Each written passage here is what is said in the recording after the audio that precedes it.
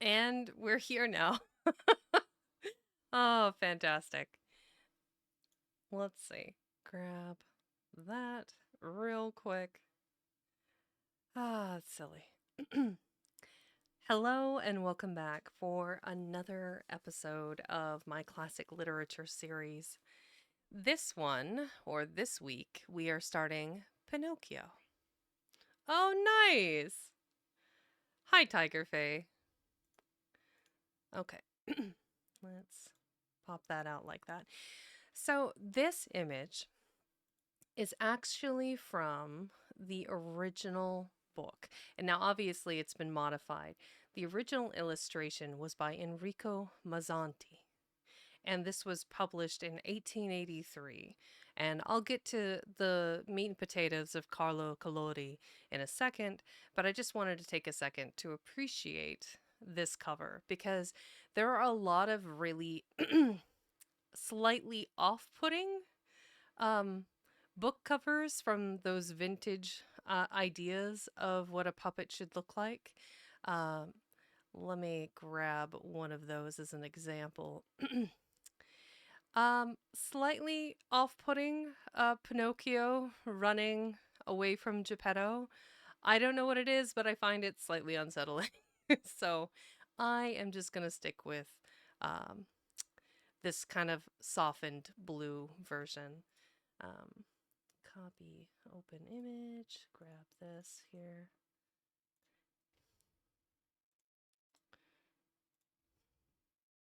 Oh, well, that's not going to help us any.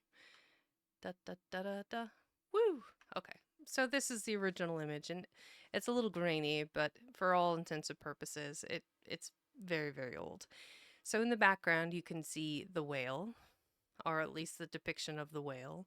We have the blue fairy in the clouds on the far left. We have a serpent here spiraling beautifully, and then the fox and the cat running away. So, all of these characters, of course, will have a place in the story, but this is the cover I decided to go with because it's a homage to the um, original books. So, I wanted to talk briefly about the author himself. That is Carlo Collodi, which was his pen name. His real name was Carlo Lorenzini, and he was an Italian author from Florence, Italy, born in November of 1826 and died in October of 1890 at about 63 years of age.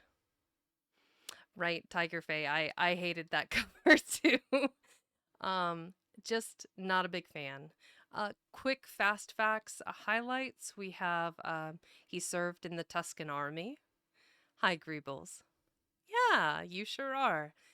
He served in the Tuscan army from 1848 to 1860 during the Italian Wars of Independence.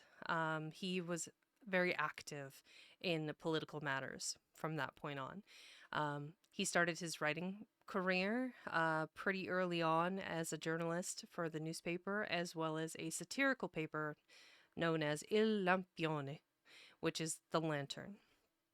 He wrote and published fiction and nonfiction, mostly for adults, in the 1950s, and then, or I'm sorry, 1850s.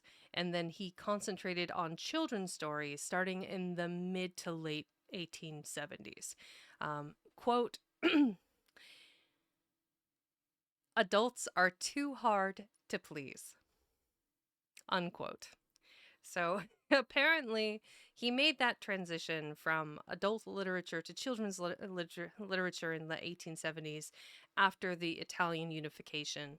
Um, and he made that hard claim that adults are too difficult to please, which prompted his decision to start writing children's stories as well as school texts. So he wrote like Johnny's Arithmetic Primer, Johnny's Grammar Book, and Johnny's Journey Through Italy.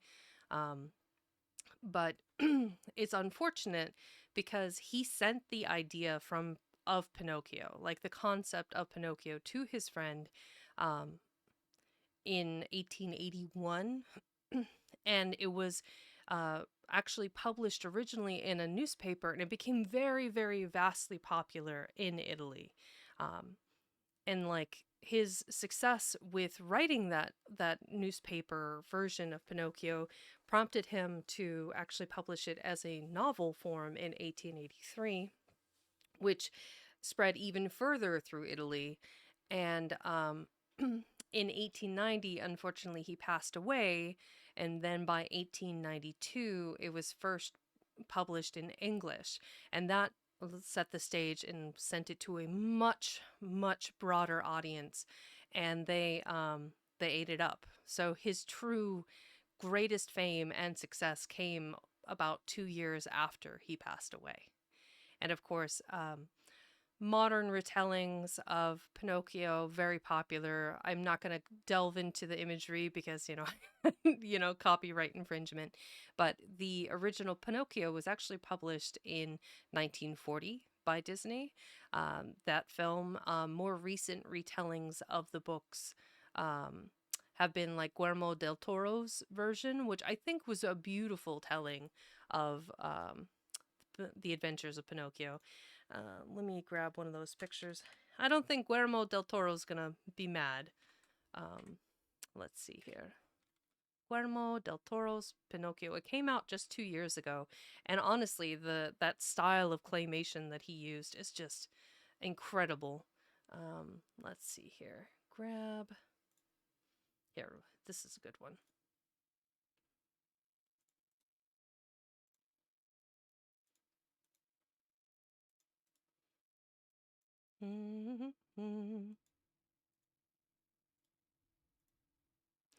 So here we have Guillermo del Toro's depiction of Geppetto, an older man who unfortunately lost his son, and then a wooden boy that he carved and magically sprung to life.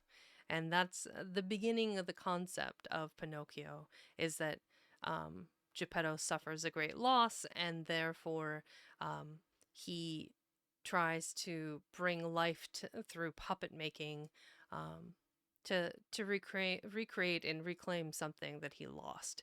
Now, spoilers: Collodi, or his pen name, is actually the region of which his mother was from. So he is actually, he was born and raised in Florence, but his mother came from Collodi, Italy. Let's go back over here. Back and forth, la la la la. So there are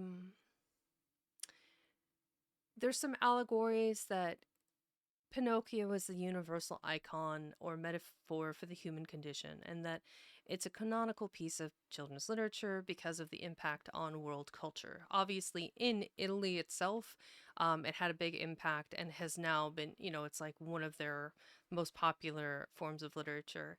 And then also on the greater world stage, I'm not going to delve into the politics part of it because that's not my forte, but I do love the artistry and the beauty of the story, the blue fairy, the tiny little cricket that was his conscience, the all of these things that have spread far and wide. Even the more recent telling of Puss in Boots, the cricket was on Tom Thumb's shoulder and was uh, trying to be his conscience, and it didn't work out.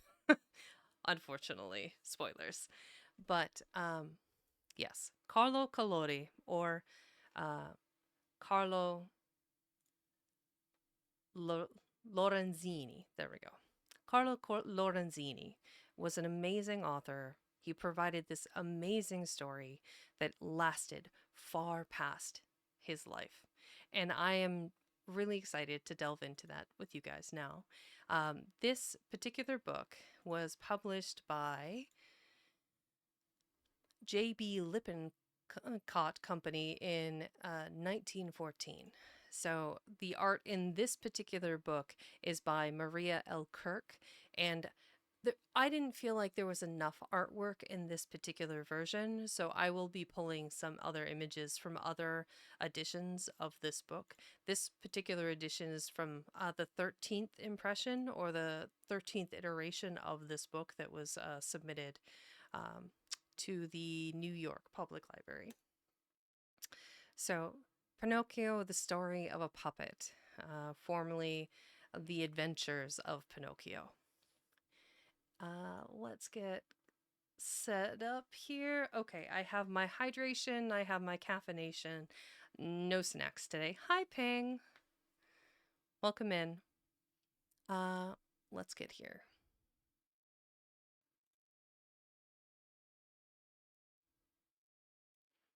Snack time! I have no snacks. So what does he use? Snack time. Yeah, that tracks. That tracks.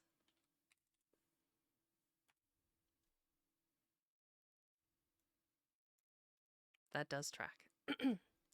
So, Pinocchio, the story of a puppet by C. Collodi or Carlo Lorenzini. It's true, it is a snack. So let me read this introduction, and then we'll get cooking with the story. There seems to be no game more beloved of all children in all lands and all times than the one called Pretend. Toy soldiers for the boys and dolls, few or many for the girls, supply the only raw material required to play this. For, of course, the charm of the game lies largely in the imagination of the doughty captain who endows his men with life and ability to go through exciting maneuvers, and in that of the miniature mother who directs so wisely the behavior of her family. Clearly, this was written 100 years ago and has not aged well. After we go After we grow up, we are astonished to learn that this game originated with the old Greeks hundreds of years back, who used to make little jointed puppets of wood or cardboard representing men and women, moving them about in a lifelike fashion, which was hugely entertaining to both young and old. So popular was the game that soon the Romans wanted to play too. And then later on, the Italians, French, and English made puppets for their countries, only they called these little figures marionettes. Shakespeare alludes to this form of diversion in his plays, as do other distinguished writers of those times. The beautiful opera, Faust, really owes its existence to the marionette play by the same name, which for many generations delighted the German people and gave Goethe the idea for his opera. And who can doubt but that wonderful mechanical doll, Ophelia, in Offenbach's operatic masterpiece, The Tales of Hoffmann, is a direct descendant of those primitive puppets. In Italy, puppet plays have survived up to the present, having reached a quite high degree of artistic perfection. In our own country, the most familiar street puppet show is Punch and Judy, not forgetting their delectable baby. And wherever this appears, it never fails to draw shrieks of laughter from the audience. Pinocchio is by all odds the best puppet story to be found anywhere, and we sigh in sympathy with the funny little chap's scrapes and punishments, or chuckle at his pranks, while we feel like exclaiming, "Why, how much Pinocchio must have been like me!" The author of this captivating tale, Signor Lorenzini or Collodi, as he liked to call himself after his native town in Italy, lived during the 19th century, from 1826 to 1890, and devoted himself to writing and education, believing that one pleasing way to teach was through puppet plays. This introduction was written by Louise Arboul. We'll skip through the contents here. We have multiple chapters to get through, but the font is a little big, so I'm not sure how far we'll get today. There are a number of beautiful illustrations, including the very first one. This one right here, he saw his yellow wig in the puppet's hand. This is one of those illustrations by Maria L. Kirk. Okay. Pinocchio, Chapter 1. How it came to pass that Master Cherry the carpenter found a piece of wood that laughed and cried like a child. There was once upon a time a king! My little readers will instantly exclaim. No, children, you are wrong. There was once upon a time a piece of wood. This wood was not valuable, it was only a common log like those that are burnt in winter in the stoves and fireplaces to make a cheerful blaze and warm the rooms. I cannot say how it came about, but the fact is that one fine day this piece of wood was lying in the shop of an old carpenter of the name of Master Antonio. He was, however, called by everybody Master Cherry, on account of the end of his nose, which was always as red and polished as a ripe cherry. No sooner had Master Cherry set eyes on the piece of wood than his face beamed with delight, and rubbing his hands together with satisfaction, he said softly to himself, "This wood has come at the right moment. It will just do to make the leg of a little table." Having said this, he immediately took a sharp axe with which to remove the bark and the rough surface. Just, however, as he was going to give the first stroke, he remained with his arm suspended in the air, for he heard a very small voice saying imploringly, "Do not strike me so hard." Picture to yourselves the astonishment of good old Master Cherry. He turned his terrified eyes all round the room to try and discover where the little voice could possibly have come from, but he saw nobody. He looked under the bench. Nobody. He looked into a cupboard that was always shut. Nobody. He looked into a basket of shavings and sawdust. Nobody. He even opened the door of the shop and gave a glance into the street. And still, nobody. Who then could it be? "I see how it is," he said, laughing and scratching his wig. "Evidently that little voice was all my imagination. Let us set to work again." And taking up the axe, he struck a tremendous blow on the piece of wood. "Oh, oh, you have hurt me!" cried the little voice dolefully. This time Master Cherry was petrified. His eyes started out of his head with fright, his mouth remained open, and his tongue hung out almost to the end of his chin, like a mask on a fountain.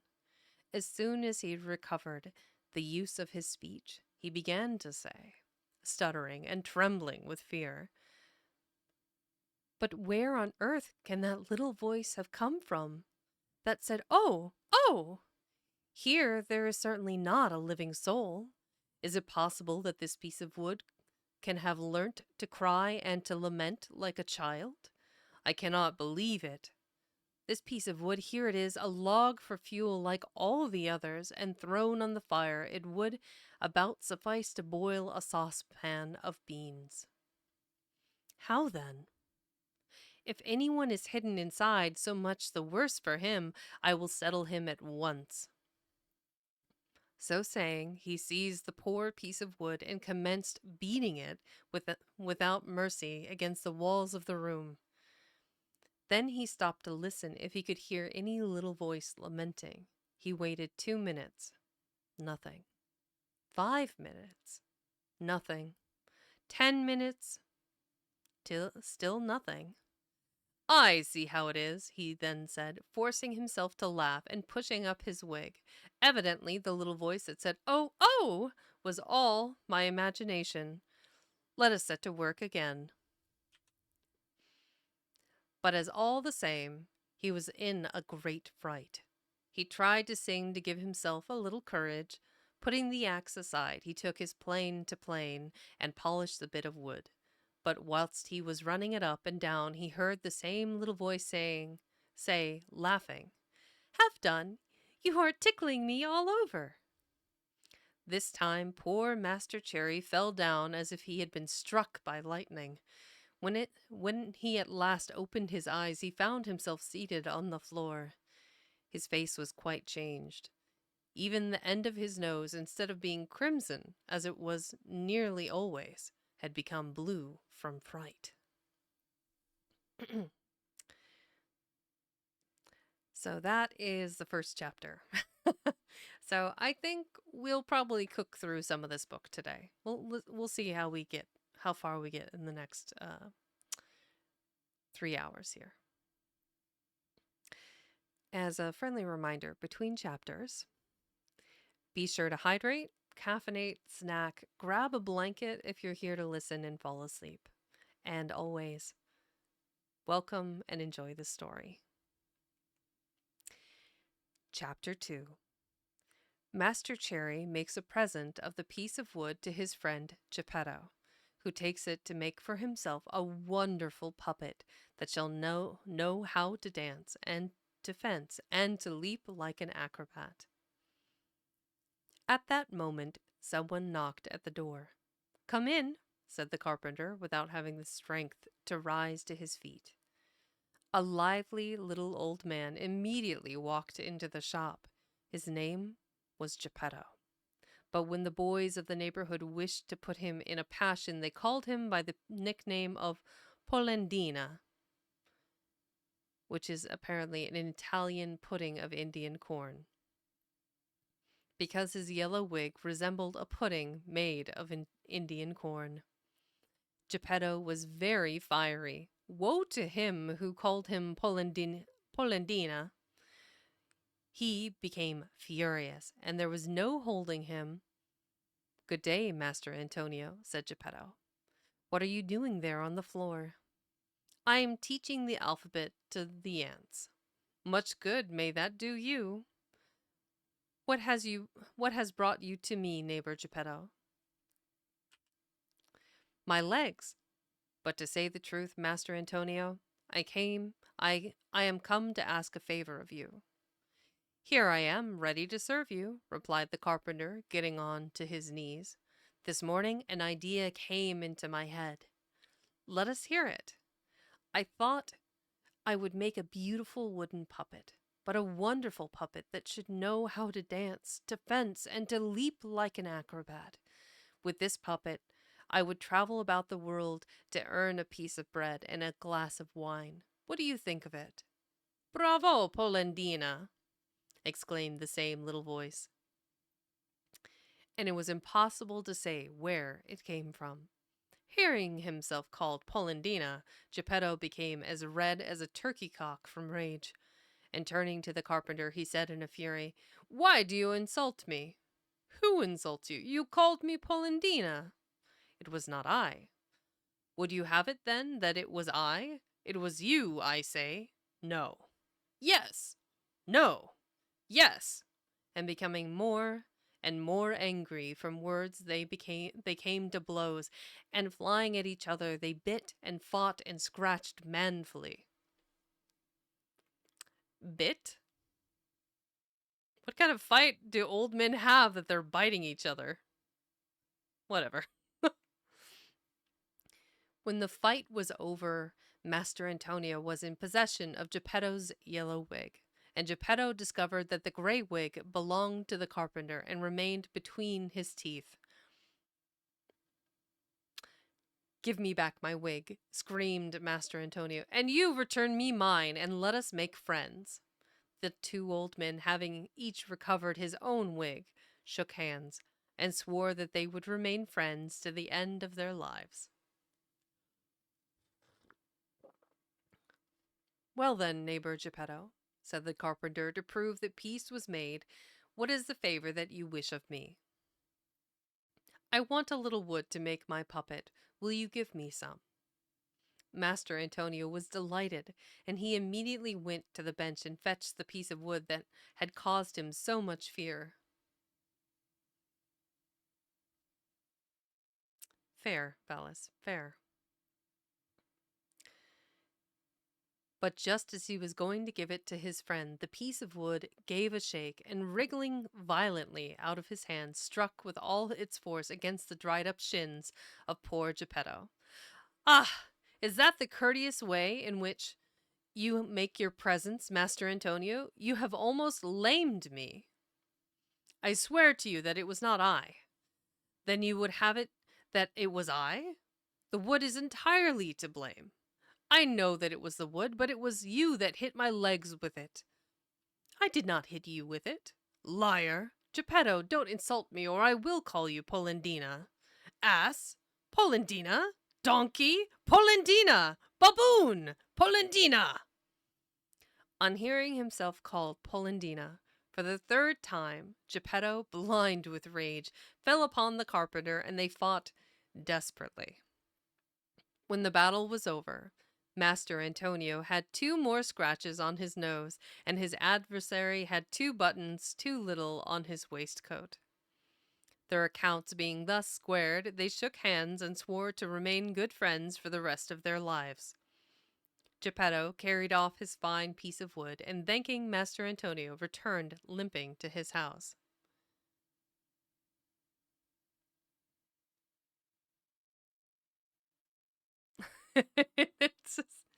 Or maybe you heard the term horseplay, and you couldn't Google it, obviously, so you try to guess what it means, but all of your horses are mean. Oh, Sino, welcome. Story time. Yeah, you're not wrong, Sino. Welcome in.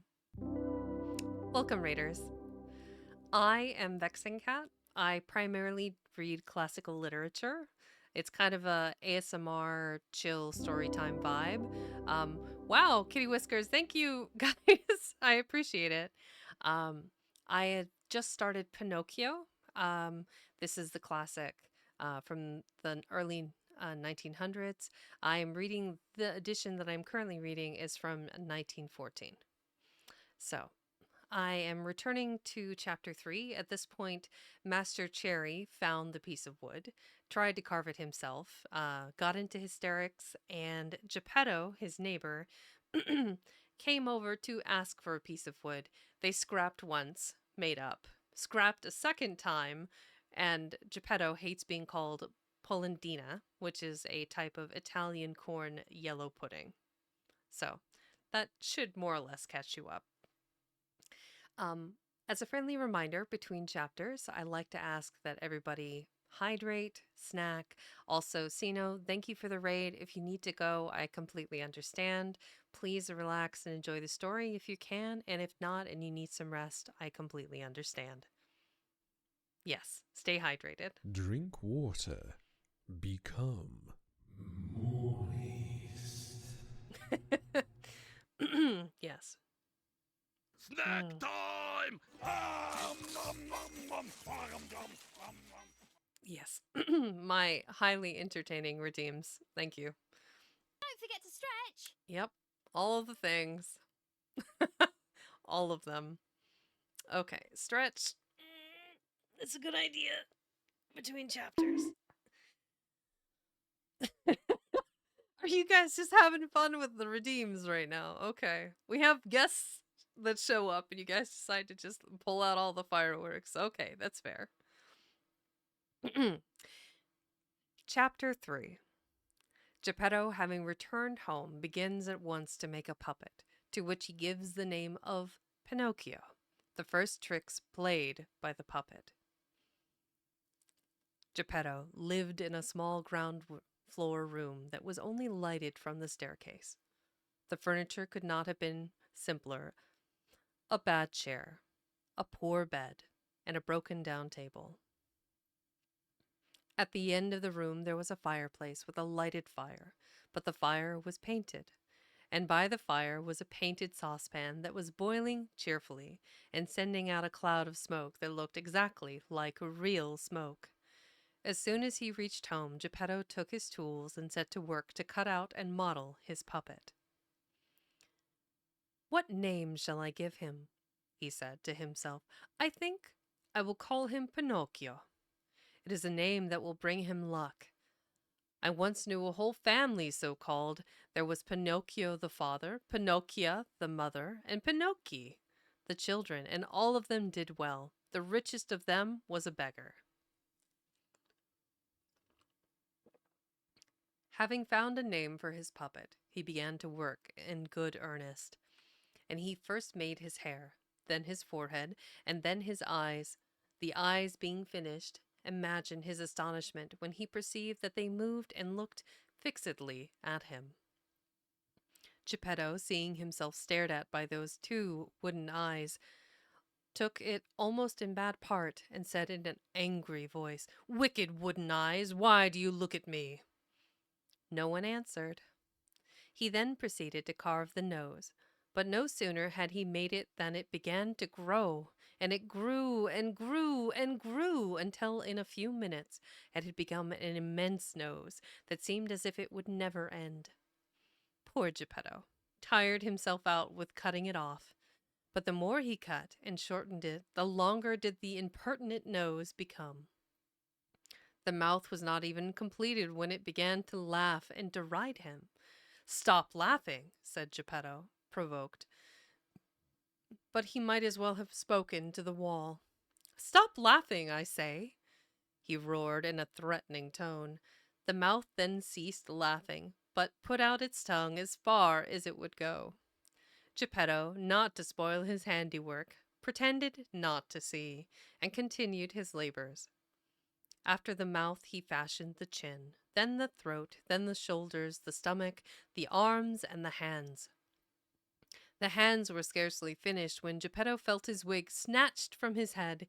He turned round, and what did he see? He saw his yellow wig in the puppet's hand. That is the drawing here of so this is Geppetto carving the boy out of the wood, and then also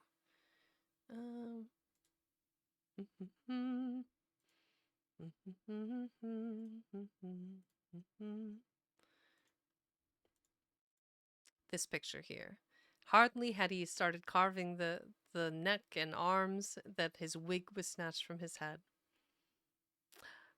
Very cheerfully laughing, I might add. The hair, the nose. Very silly. Thank you, Valis. I appreciate that.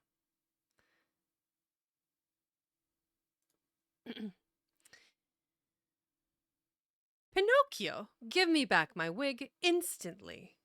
But Pinocchio, instead of returning it, put it on his own head, and was in consequence nearly smothered. Geppetto, at this insolent and derisive behavior, felt sadder and more melancholy than he had ever been in his life before, and turning to Pinocchio, he said to him, "You young rascal! You are not yet completed, and you are already beginning to show want of respect to your father. That is bad, my boy, very bad." And he dried a tear. The legs and the feet remained to be done. When Geppetto had finished the feet, he received a kick on the point of his nose. "I deserve it," he said to himself. "I should have thought of it sooner. Now it is too late." He then took the puppet under his arms and placed him on the floor to teach him to walk. Pause for a second. I just wanted to talk about Sino the Crocodile, who is one of my newest and favorite Oshi. Amazing artist. He does these incredible recreations of crocodiles in on Tuesdays as Little Buddy Tuesdays. I love the artwork. And he has his own Discord server. Go check him out. He's here on Twitch. He's not every day, but it feels like I see him every day. And he does recreations of people's pets and or memes in with little crocodiles. I highly recommend it.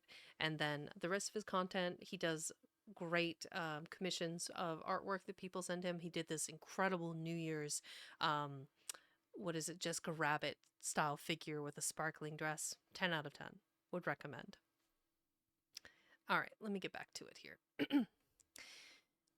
Pinocchio's legs were stiff, and he could not move, but Geppetto led him by the hand and showed him how to put one foot before the other. When his legs became flexible, Pinocchio began to walk by himself and to run about the room until, having gone out of the house door, he jumped into the street and escaped. Poor Geppetto rushed after him, but was not able to overtake him, for that rascal Pinocchio leapt in front of him like a hare, and knocking his wooden feet together against the pavement made as much clatter as 20 pairs of peasants' clogs. "Stop him! Stop him!" shouted Geppetto. But the people in the street, seeing a wooden puppet running like a racehorse, stood still in astonishment to look at it, and laughed and laughed and laughed until it beats description. At last, as good luck would have it, a cabineer arrived. A cabineer arrived who, hearing the uproar, imagined that a colt had escaped from his master. Planting himself courageously with his legs apart in the middle of the road, he waited with the determined purpose of stopping him, and thus preventing the chance of worse disasters. When Pinocchio, still at some distance, saw the carabinier,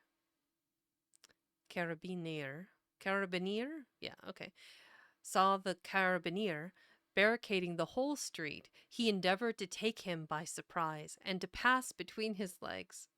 But he failed signally. But he failed signally. The carabinier, without disturbing himself in the least, caught him cleverly by the nose. It was an immense nose of ridiculous proportions that seemed made on purpose to be laid hold of by carabineers, and consigned him to Geppetto. Wishing to punish him, Geppetto intended to pull his ears at once, but imagine his feelings when he could not succeed in finding them. And do you know the reason? It was that in his hurry to model him, he had forgotten to make them. He then took him by the collar, and as he was leading him away, he said to him, shaking his head threateningly, "We will go home at once, and as soon as we arrive, we will regulate our accounts. Never doubt it." At this announcement, Pinocchio threw himself on the ground and would not take another step. In the meanwhile, a crowd of idlers and inquisitive people began to assemble and to make a ring around them. Some of them said one thing, some another. "Poor puppet," said several. "He is right not to wish to return home. Who knows how Geppetto, that bad old man, will beat him?" And the others added maliciously, "Geppetto seems a good man, but with boys he is a regular tyrant. If that poor puppet is left in his hands, he is quite capable of tearing him in pieces." It ended in so much being said and done that the carabinier at last set Pinocchio at liberty and conducted Geppetto to prison. The poor man, not being ready with words to defend himself, cried like a calf, and as he was being led away to prison, sobbed out, "Wretched boy! And to think how I have labored to make him a well-conducted puppet! But it serves me right. I should have thought of it sooner." What happened afterwards is a story that really is past all belief, but I will relate it to you in the following chapters. So, once again, between chapters, friendly reminder, hydrate, caffeinate, snack, grab a blanket, chill out, relax, whatever you need to do to enjoy the story. Chapter 4. The story of Pinocchio and the talking cricket, from which we see that naughty boys cannot endure to be corrected by those who know more than they do. True facts. Well then, children, I must tell you that whilst poor Geppetto was being taken to prison for no fault of his, that imp, Pinocchio, finding himself free from the clutches of the carabinier, ran off as fast as his legs could carry him. That he might reach home the quicker, he rushed across the fields, and in his mad hurry he jumped high banks, thorn hedges, and ditches full of water, exactly as a kid or a leveret would have done if pursued by hunters. Having arrived at the house, he found the street door ajar, He pulled it open, went in, and having secured the latch, seated himself on the ground and gave a sigh of satisfaction. But his satisfaction did not last long, for he heard someone in the room who was saying, "Cree, cree, cree." "Who calls me?" said Pinocchio in a fright. "It is I." Pinocchio turned round and saw a big cricket crawling slowly up the wall.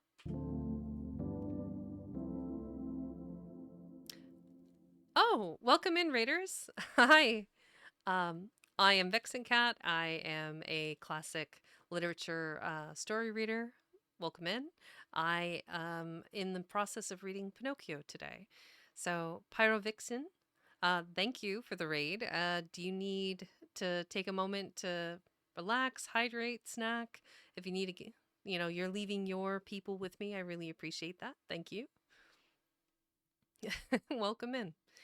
Let's see. We had just gotten to the cricket. Yes. It's going to get a little wild here in a second. "Tell me, cricket, who may you be? I am the talking cricket, and I have lived in this room 100 years and more. Now, however, this room is mine." "Of course, Pyrovixen. Enjoy the story," said the puppet. "And if you would do me a pleasure, go away at once without even turning round." "I will not go," answered the cricket, "until I have told you a great truth." "Tell it me, then, and be quick about it. Woe to those boys who rebel against their parents and run away capriciously from home. They will never come to any good in the world, and sooner or later they will repent bitterly. Sing away, cricket, as you please, and as long as you please. For me, I have made up my mind to run away tomorrow at daybreak. Because if I remain, I shall not escape the fate of all other boys. I shall be sent to school, and shall be made to study either by love or by force. To tell you in confidence, I have no wish to learn. It is much more amusing to run after butterflies, or to climb trees, and to take the young birds out of their nests. Pinocchio! Poor little goose! But do you not know that in that way you will grow up a donkey, and that every one will make game of you?" "Hold your tongue, you wicked, ill-omened croaker!" shouted Pinocchio. But the cricket, who was patient and philosophical, instead of becoming angry at this impertinence, continued in the same tone. "But if you do not wish to go to school, why not at least learn a trade, if only to enable you to earn honestly a piece of bread?" "Do you want me to tell you?" replied Pinocchio, who was beginning to lose patience. "Amongst all the trades in the world, there is only one that really takes my fancy. And that trade? What is it? To eat, drink, sleep, and amuse myself, and to lead a vagabond life from morning to night." Mood. "As a rule," said the talking cricket with the same composure, "all those who follow that trade end either in a hospital or in prison." "Take care, you wicked, ill-omened croaker! Woe to you if I fly into a passion." "Poor Pinocchio, I really pity you."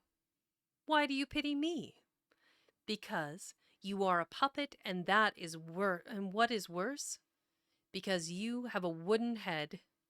At these last words, Pinocchio jumped up in a rage and snatched a wooden hammer from the bench. He threw it at the talking cricket. Perhaps he never meant to hit him, but unfortunately it struck him exactly on the head, so that the poor cricket had scarcely breath to cry "Cree, cree, cree!" And then he remained dried up and flattened against the wall. Did not see that coming. "Carlo, Collodi, why? Why the cricket? Why have you done this?" We are rounding up the first hour, and I unfortunately have to take a little bit of an ad break. So, give me 3 minutes, and I will be right back.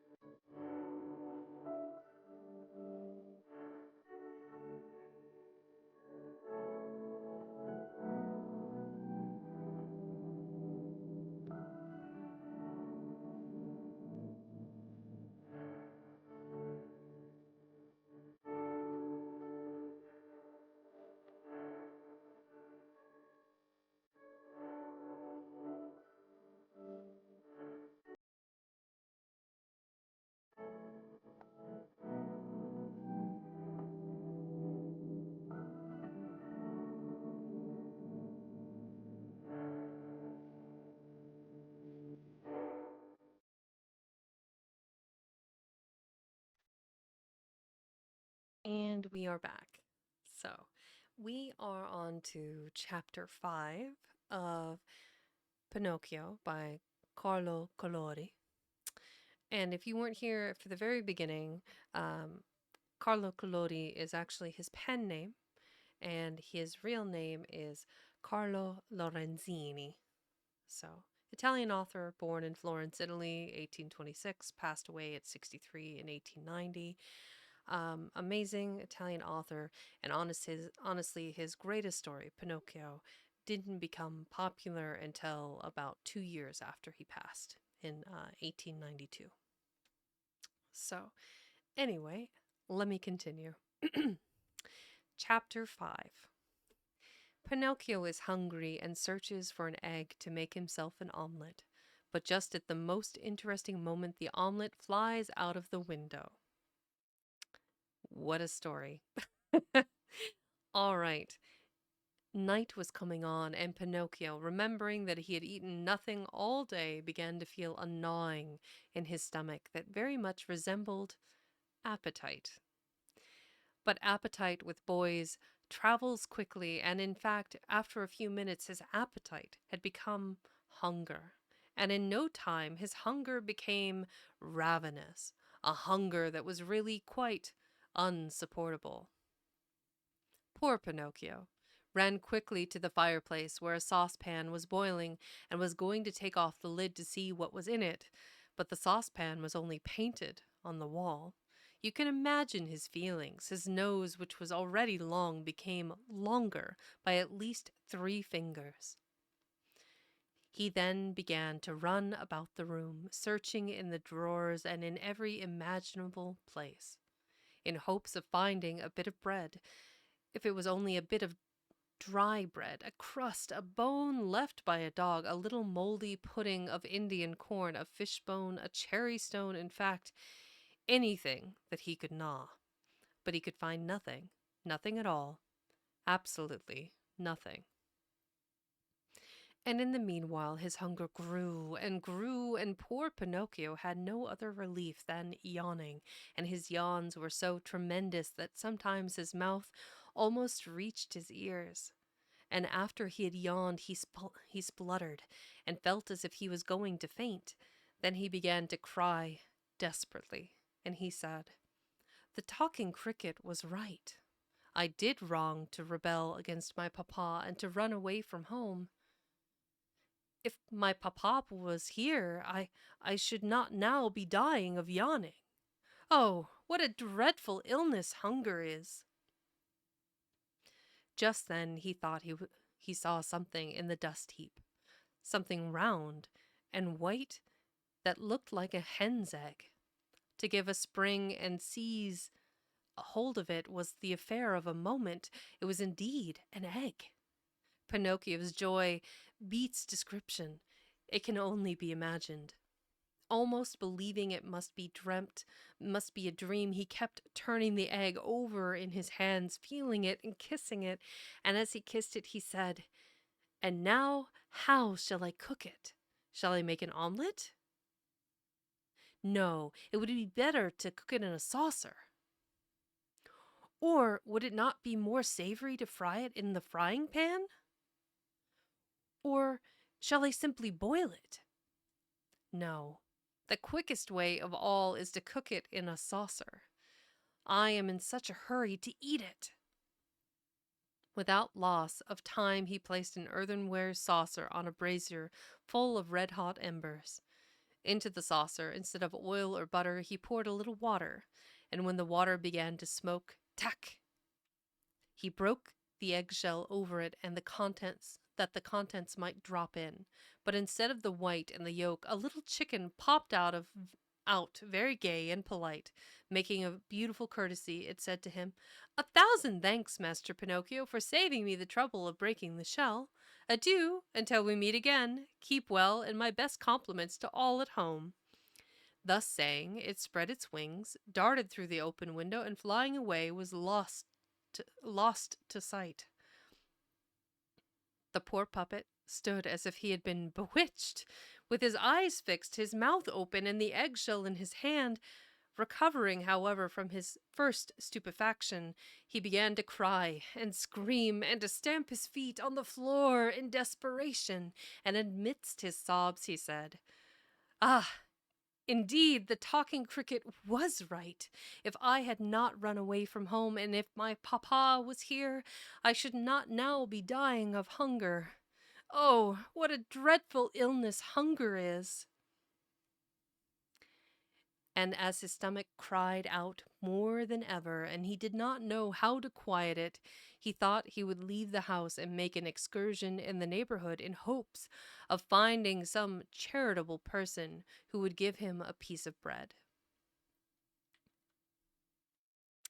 And friendly reminder to you lovely listeners, between chapters, hydrate, snack, caffeinate, grab a blanket, relax, and enjoy the story.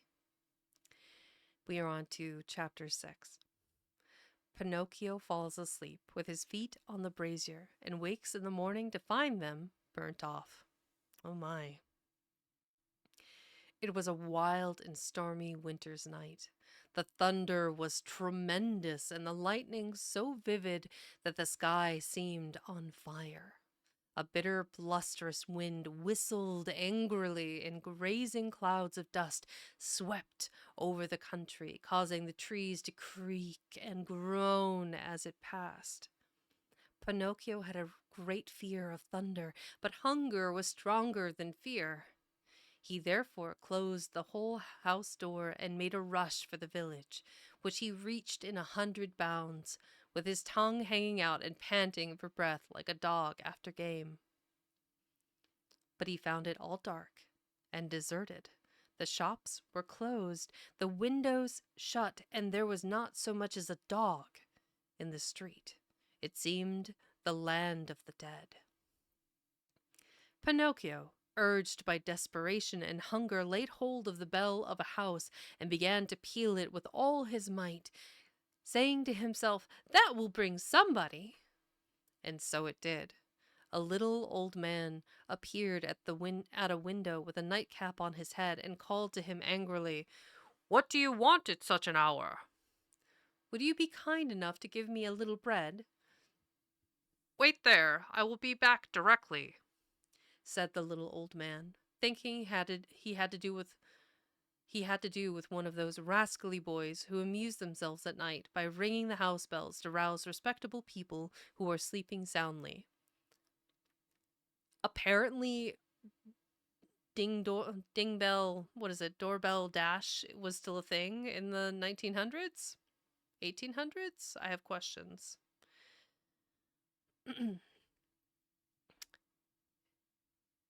After half a minute, the window was again opened, and the voice of the same little old man shouted to Pinocchio, "Come underneath and hold out your cap."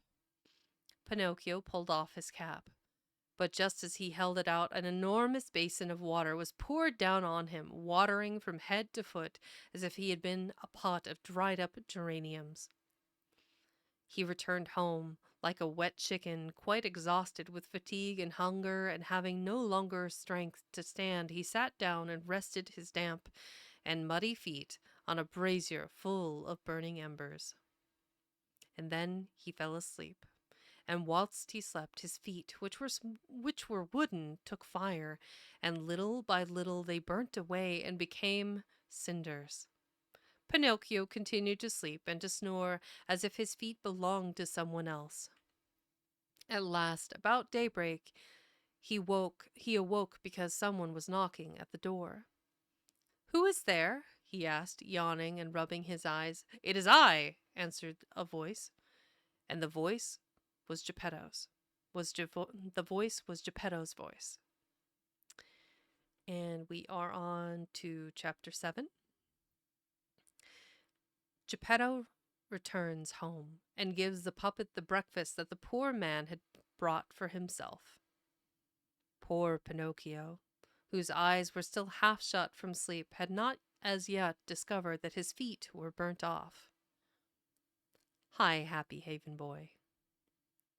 The moment, therefore, that he heard his father's voice, he slipped off his stool to run and open the door, but after stumbling 2 or 3 times, he fell his whole length on the floor. And the noise he made falling was as if a sack of wooden ladles had been thrown from a 5th story.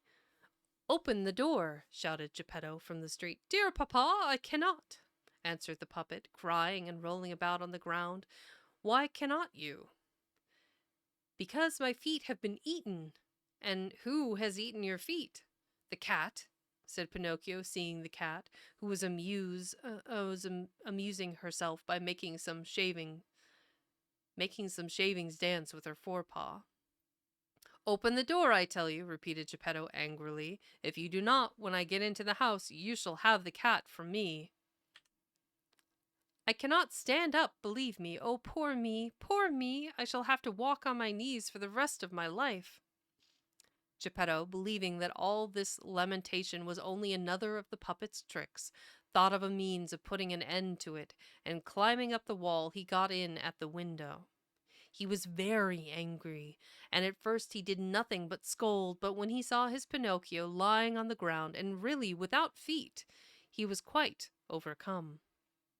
He took him in his arms and began to kiss and caress him and to say 1,000 endearing things to him, and as the big tears ran down his cheeks, he said, sobbing, My little Pinocchio, how did you manage to burn your feet?" "I don't know, papa, but believe me, it has been an infernal night that I shall remember as long as I live. It thundered and lightened, and I was very hungry, and then the talking cricket said to me, 'It serves you right, you have been wicked, and you deserve it.' And I said to him, 'Take care, cricket,' and he said, 'You are a puppet, and you have a wooden head,' and I threw the handle of a hammer at him, and he died, but the fault was his, for I didn't wish to kill him, and the proof of it is that I put an earthenware saucer on a brazier of burning embers, but a chicken flew out and said, 'Adieu until we meet again,' and many compliments all at home. And I got still more hungry, for which reason that little old man in a nightcap, opening the window, said to me, 'Come underneath and hold out your hat,' and poured a basinful of water on my head, because asking for a little bread isn't a disgrace, is it? And I returned home at once, and because I was always very hungry, I put my feet on the brazier to dry them, and then you returned, and I found they were burnt off, and I am always hungry, but I have no longer any feet. I. And poor Pinocchio began to cry and to roar so loudly that he was heard 5 miles off. Agreed. Legit, Pinocchio. Legit. Geppetto, who from all this jumbled account had only understood one thing, which was that the puppet was dying of hunger, drew from his pocket 3 pears, and giving them to him, said, "These 3 pears were intended for my breakfast, but I will give them to you. Eat them, and I hope they will do you good. If you wish me to eat them, be kind enough to peel them for me." "Peel them?" said Geppetto, astonished. "I should never have thought, my boy, that you were so dainty and fastidious. That is bad.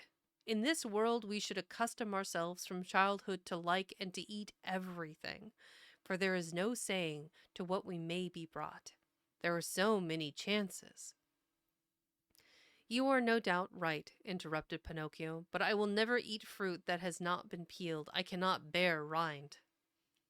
So that good Geppetto fetched a knife, and arming himself with patience, peeled the 3 pears, and put the rind on a corner of the table. Having eaten the first pear in 2 mouthfuls, Pinocchio was about to throw away the core, but Geppetto caught hold of his arm and said to him, "Do not throw it away. In this world everything may be of use." "But core, I am determined I will not eat," shouted the puppet, turning upon him like a viper. "Who knows? There are so many chances," repeated Geppetto, without losing his temper. And so the 3 cores, instead of being thrown out of the window, were placed on the corner of the table together with the 3 rinds. Having eaten, or rather having devoured, the 3 pears, Pinocchio yawned tremendously, and then said in a fretful tone, "I am as hungry as ever." But, my boy, I have nothing more to give you. Nothing? Really nothing? I have only the rind and the cores of the 3 pears.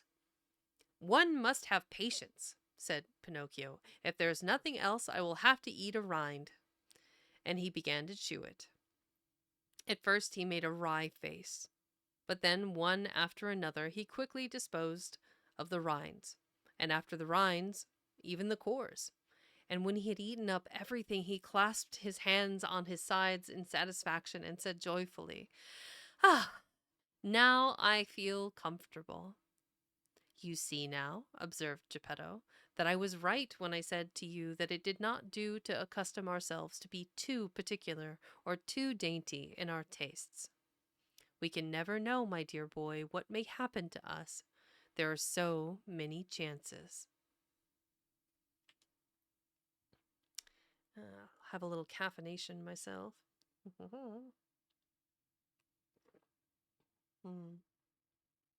All right.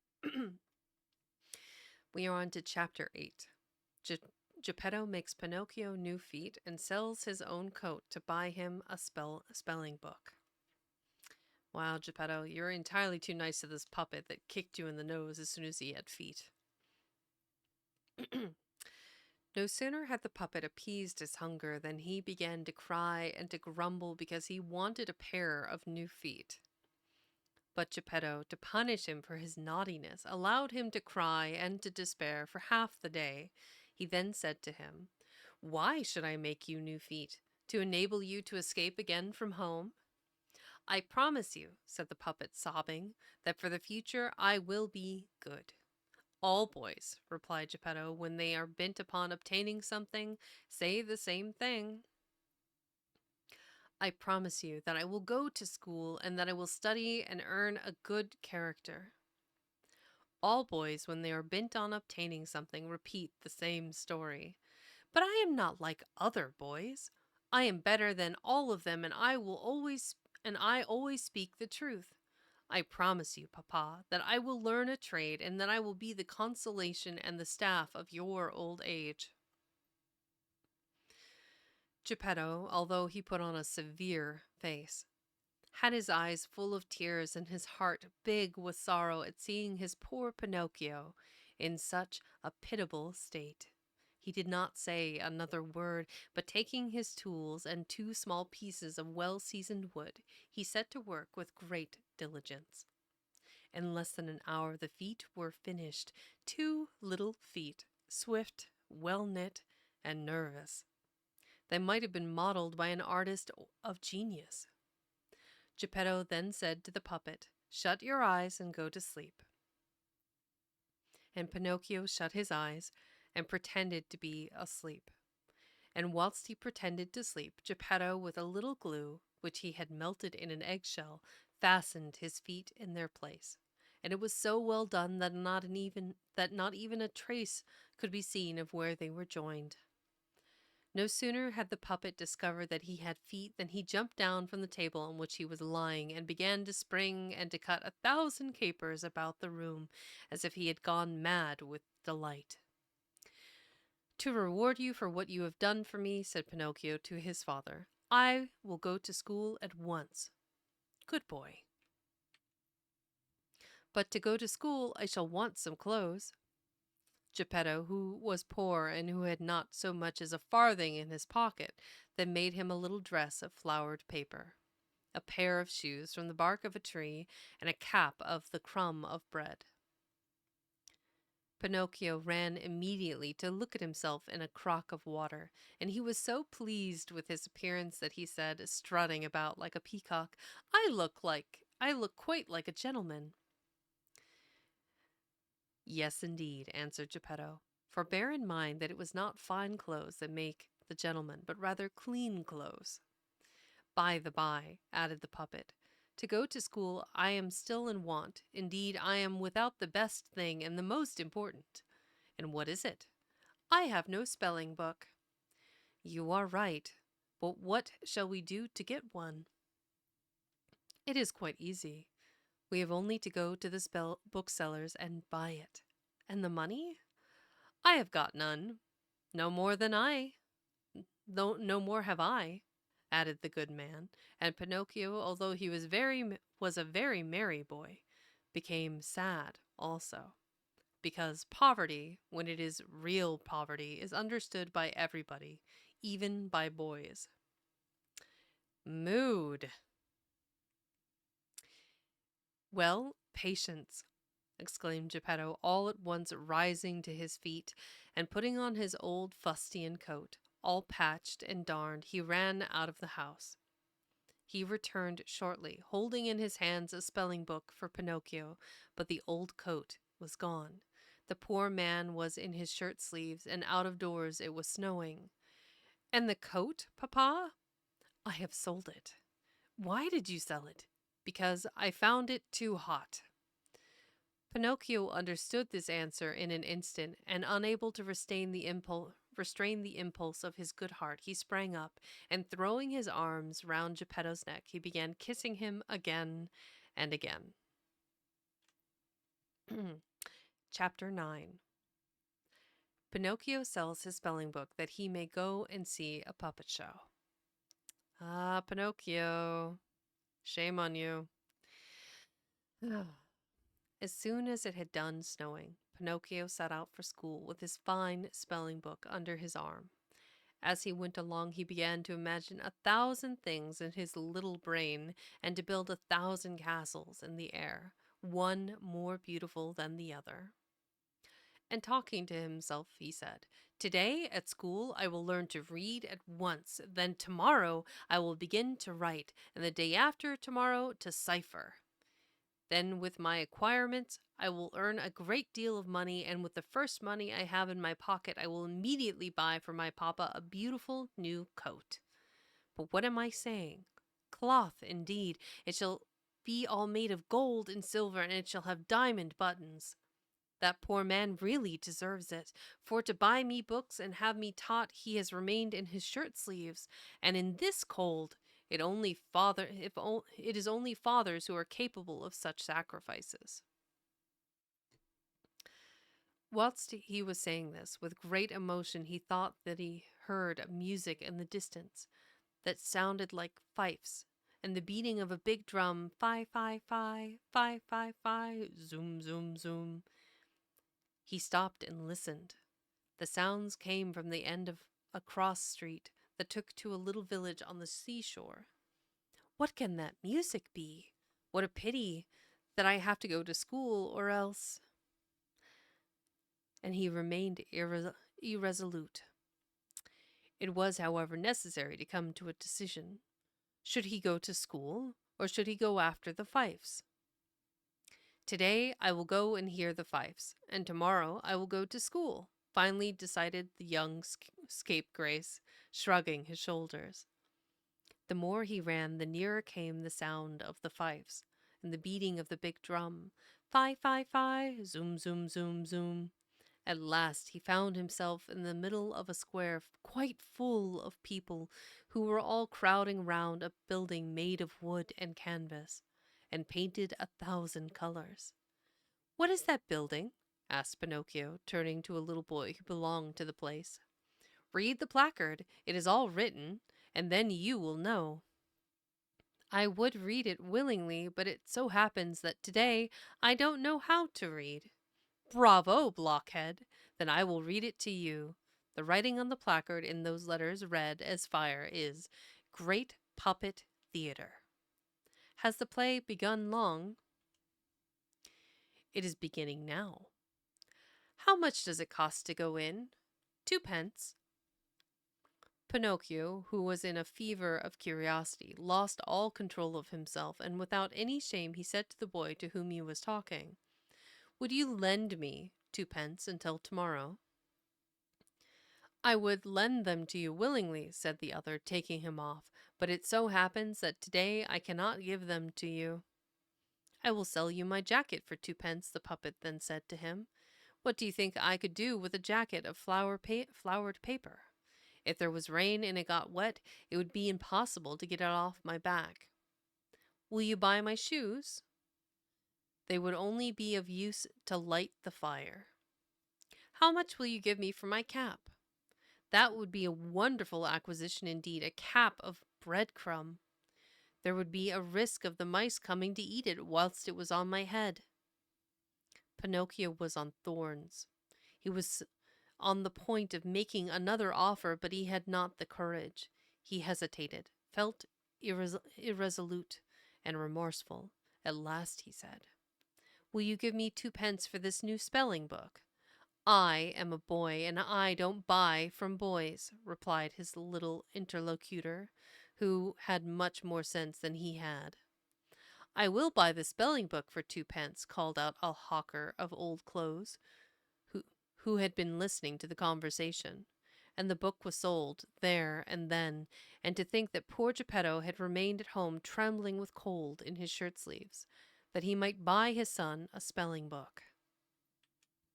Ah, Pinocchio, Pinocchio. Hmm. the, this is chapter 10. The puppets recognize their brother Pinocchio and receive him with delight, but at that moment their master Fire Eater makes his appearance and Pinocchio is in danger of coming to a bad end. When Pinocchio came into the little puppet theater, an incident occurred that almost produced a revolution. I must tell you that that the curtain was drawn up and the play had already begun. On the stage, Harlequin and Punchinello were as usual quarreling with each other and threatening every moment to come to blows. The audience, all attention, laughed till they were ill as they listened to the bickerings of these two puppets, who gesticulated and abused each other so naturally that they might have been two reasonable beings and two persons of the world. All at once Harlequin stopped short, and turning to the public he pointed with his hand to someone far down in the pit, and exclaimed in a dramatic tone, "Gods of the firmament! Do I dream or am I awake? But surely that is Pinocchio." "It is indeed Pinocchio," said Punchinello. "It is indeed himself," screamed Miss Rose, peeping from behind the scenes. "It is Pinocchio! It is Pinocchio!" shouted all the puppets in a chorus, leaping from all sides on to the stage. "It is Pinocchio! It is our brother Pinocchio! Long live Pinocchio!" "Pinocchio, come up here to me," cried Harlequin, "and throw yourself into the arms of your wooden brothers." At this affectionate invitation, Pinocchio made a leap from the end of the pit into the reserved seats. Another leap landed him on the head of the leader of the orchestra, and he then sprang upon the stage. The embraces, the hugs, the friendly pinches, and the demonstrations of warm brotherly affection that Pinocchio received from the excited crowd of actors and actresses of the puppet dramatic company beat description. The sight was doubtless a moving one, but the public in the pit, finding that the play was stopped, became impatient and began to shout, "We will all have the play. Go on with the play." It was all breath thrown away. The puppets, instead of continuing the recital, redoubled their noise and outcries, and putting Pinocchio on their shoulders, they carried him in triumph before the footlights. At that moment out came the showman. He was very big and so ugly that the sight of him was enough to frighten anyone. His beard was as black as ink and so long that it reached from his chin to the ground. I need only say that he trod upon it when he walked. His mouth was as big as an oven, and his eyes were like 2 lanterns of red glass with lights burning inside them. He carried a large whip made of snakes and foxes' tails twisted together, which he cracked constantly. At his unexpected appearance there was a profound silence. No one dared to breathe. A fly might have been heard in the stillness. The poor puppets of both sexes trembled like so many leaves. "Why have you come to raise a disturbance in my theater?" asked the showman of Pinocchio, in the gruff voice of a hobgoblin suffering from a severe cold in the head. Believe me, sir, it was not my fault. That is enough. Tonight we will settle our accounts. As soon as the play was over, the showman went into the kitchen where a fine sheep, preparing for his dinner, was turning slowly on the spit in front of the fire. As there was not enough wood to finish roasting and browning it, he called Harlequin and Punchinello and said to them, "Bring that puppet here. You will find him hanging on a nail. It seems to me that he is made of very dry wood, and I am sure that if he was thrown on the fire, he would make a beautiful blaze for the roast." At first, Harlequin and Punchinello hesitated, but appalled by a severe glance from their master, they obeyed. In a short time, they returned to the kitchen carrying poor Pinocchio, who was wriggling like an eel taken out of water and screaming desperately, "Papa, Papa, save me! I will not die! I will not die!" Chapter 11. Fire Eater sneezes and pardons Pinocchio, who then saves the life of his friend, Harlequin. I have a couple of pictures here. The order isn't great, so we have Geppetto carving Pinocchio. We have Pinocchio throwing the wooden mallet up at the cricket, poor cricket. Let's see, close that. We have Pinocchio putting his breadcrumb hat on and his flower paper coat. Doesn't really show the wooden bark shoes in this picture, but you can definitely see that Geppetto's wearing a wig. Then we have, this is the picture I was looking for. So this is Fire Eater, the showman of the show. All of the puppets cowering before Fire Eater. Look at his beard. Super, super, super long. So long he's like stepping on it when he walks. I'm guessing that's some sort of cat o' nine tails, maybe made of string. Ah, poor puppets.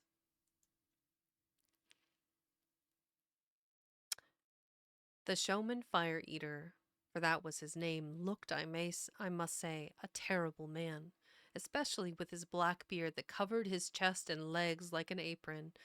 On the whole, however, he had not a bad heart. In proof of this, when he saw poor Pinocchio brought before him struggling and screaming, "I will not die! I will not die!" he was quite moved and felt very sorry for him. He tried to hold out, but after a little he could stand it no longer, and he sneezed violently. When he heard the sneeze, Harlequin, who up to that moment had been in the deepest affliction and bowed down like a weeping willow, became quite cheerful, and leaned towards Pinocchio. He whispered to him softly, "Good news, brother. The showman has sneezed, and that is a sign that he pities you, and consequently you are saved. For you must know that whilst most men, when they feel compassion for somebody, either weep or at least pretend to dry their eyes, Fire Eater, on the contrary, whenever he was really overcome, had the habit of sneezing." After he had sneezed, the showman, still acting the ruffian, shouted to Pinocchio, "Have done crying. Your lamentations have given me a pain in my stomach. I feel a spasm that almost ict," and he sneezed again twice. "Achoo! Achoo!" "Bless you," said Pinocchio. "Thank you," said, "and your papa and your mamma, are they still alive?" asked Fire Eater. "Papa, yes. My mamma I have never known." "Who can say what a sorrow it would be for you, for your poor father, if I was to have you thrown amongst those burning coals? Poor old man, I compassionate him. Achoo! Achoo! Achoo!" And he sneezed again 3 times. "Bless you," said Pinocchio. "Thank you. All the same, some compassion is due to me, for as you see, I have no more wood with which to finish roasting my mutton, and to tell you the truth, under the circumstances, you would have been of great use to me. However, I have had pity on you, so I must have patience.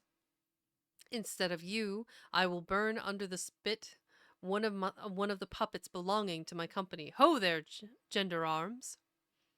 At this call, 2 wooden gendarmes immediately appeared. Gendarmes? Gendarmes? I'm gonna say gendarmes. 2 wooden gendarmes immediately appeared. They were very long and very thin, and had on cocked hats, and held unsheathed swords in their hands. The showman said to them in a hoarse voice, "Take Harlequin, bind him securely, and then throw him on the fire to burn. I am determined that my mutton shall be well roasted." Only imagine that poor Harlequin! His terror was so great that his legs bent under him, and he fell with his face on the ground.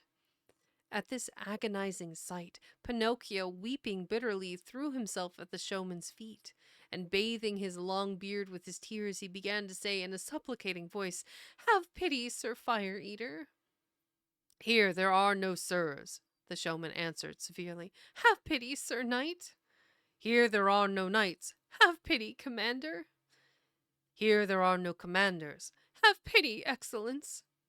Upon hearing himself called Excellence, the showman began to smile, and became at once kinder and more tractable. Turning to Pinocchio, he said, "Well, what do you want from me?" "I implore you to pardon poor Harlequin." "For him there can be no pardon. As I have spared you, he must be put on the fire, for I am determined that my mutton shall be well roasted."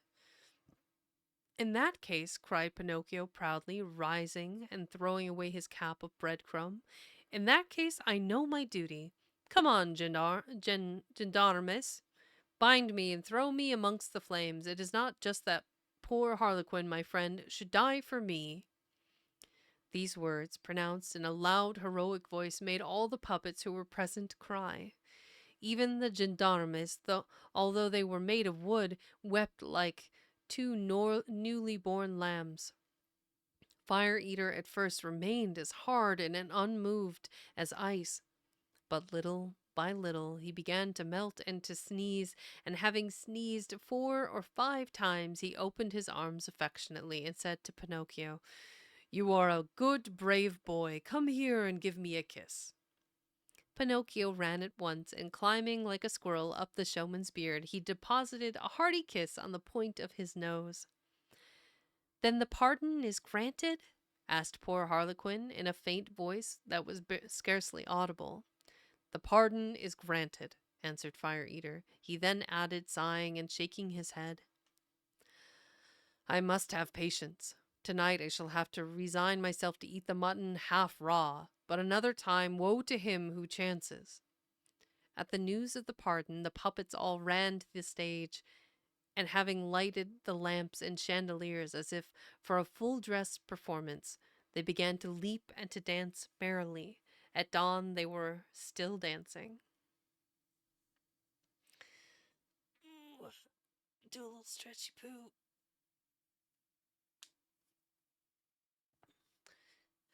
This is a good moment here, just a friendly reminder.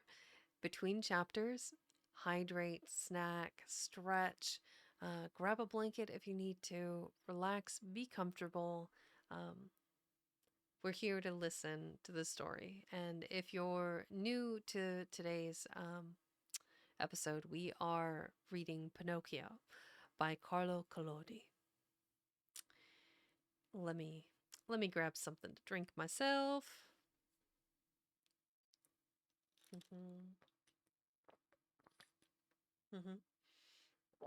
There we go. We are on to chapter 12. The showman, Fire Eater, makes Pinocchio a present of 5 gold pieces to take home to his father, Geppetto, but Pinocchio instead allows himself to be taken in by the fox and the cat, and goes with them.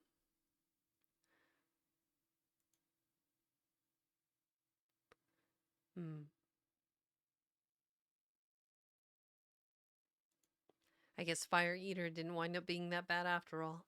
The following day, Fire Eater called Pinocchio on one side and asked him, What is your father's name? Geppetto. And what trade does he follow? He is a beggar. Does he gain much? Gain much? Why, he has never a penny in his pocket. Only think, to buy a spelling book for me to go to school, he was obliged to sell the only coat he had to wear, a coat that between patches and darns was not fit to be seen. Poor devil! I feel almost sorry for him. Here are 5 gold pieces. Go at once and take them to him with my compliments. You can easily understand that Pinocchio thanked the showman 1,000 times. He embraced all the puppets of the company, one by one, even to the gendarmes, and beside himself with delight set out to return home. But he had not gone far when he met on the road a fox lame of one foot and a cat blind of both eyes, who were going along helping each other like good companions in misfortune. The fox, who was lame, walked leaning on the cat, and the cat, who was blind, was guided by the fox. Good day, Pinocchio, said the fox, accosting him politely. Let me grab that picture real quick. So here is Pinocchio walking home with his 5 gold pieces, mind you. And the fox and the cat are there accosting him from the get-go. Let's go back here. How do you come to know my name? Asked the puppet. I know your father well. Where did you see him? I saw him yesterday at the door of his house. And what was he doing? He was in his shirt sleeves and shivering with cold. Poor papa, but that is over. For the future he shall shiver no more. Why? Because I am become a gentleman. A gentleman? You? Said the fox, and he began to laugh rudely and scornfully. The cat also began to laugh, but to conceal it, she combed her whiskers with her forepaws. There is little to laugh at, cried Pinocchio angrily. I am really sorry to make your mouths water, but if you know anything about it, you can see that these here are 5 gold pieces. And he pulled out the money that Fire Eater had made him a present of. At the sympathetic ring of the money, the fox, with an involuntary movement, stretched out the paw that had seemed crippled, and the cat opened wide 2 eyes that looked like 2 green lanterns. It is true that she shut them again, and so quickly that Pinocchio observed nothing.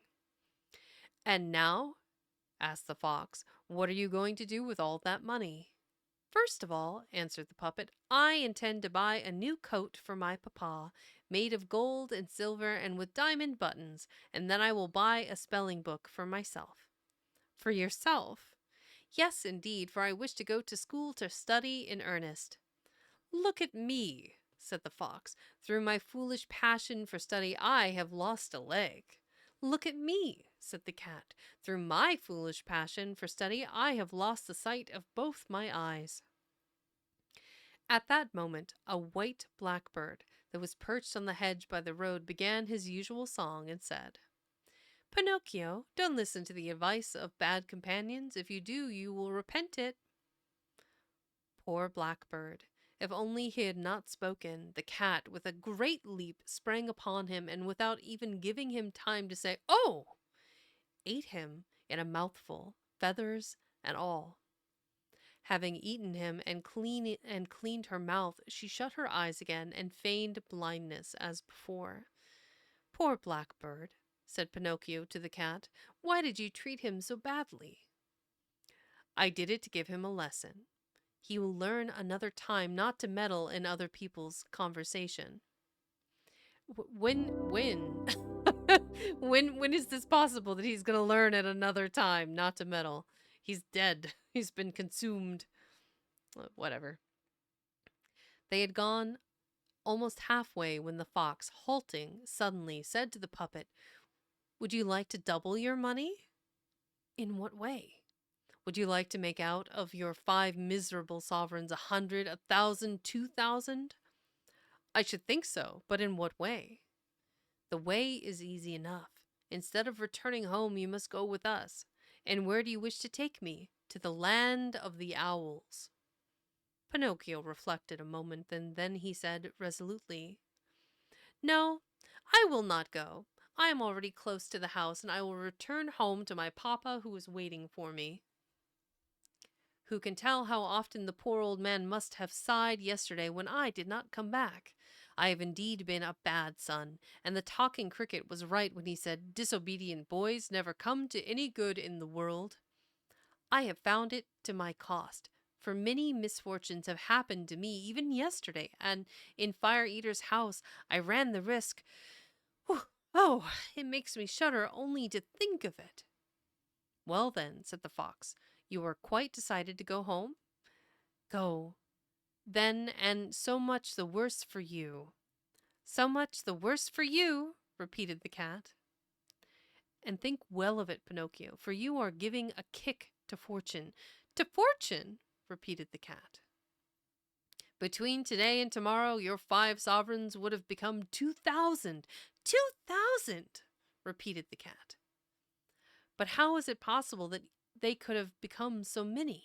Asked Pinocchio, remaining with his mouth open from astonishment. I will explain it to you at once, said the fox. You must know that in the land of the owls there's a sacred field called by everybody the Field of Miracles. In this field you must dig a little hole, and you put into it, we will say, 1 gold sovereign. You then cover up the hole with a little earth. You must water it with 2 pails of water from the fountain, then sprinkle it with 2 pinches of salt. When night comes, you will go quietly to bed. In the meanwhile, during the night, the gold piece will grow and flower, and in the morning, when you get up and return to the field, what do you find? You find a beautiful tree laden with as many gold sovereigns as a fine ear of corn has grains in the month of June. So that, said Pinocchio, more and more bewildered, supposing I buried my 5 sovereigns in the field, how many should I find there the following morning? That is an exceedingly easy calculation, replied the fox, a calculation that you can make on the ends of your fingers. Put that every sovereign gives you an increase of 500, multiply 500 by 5, and the following morning will find you with 2,500 shining gold pieces in your pocket. Oh, how delightful! Cried Pinocchio, dancing for joy. As soon as ever I have obtained those sovereigns, I will keep 2,000 for myself, and the other 500 I will make a present of to you two. A present to us? Cried the fox with indignation and appearing much offended. Welcome in. What are you dreaming of? What are you dreaming of? Repeated the cat. We do not work, said the fox, for dirty interest. We work solely to enrich others. Others, repeated the cat. What good people, thought Pinocchio to himself, and forgetting there and then his papa, the new coat, the spelling book, and all his good resolutions, he said to the fox and the cat, Let us be off at once. I will go with you.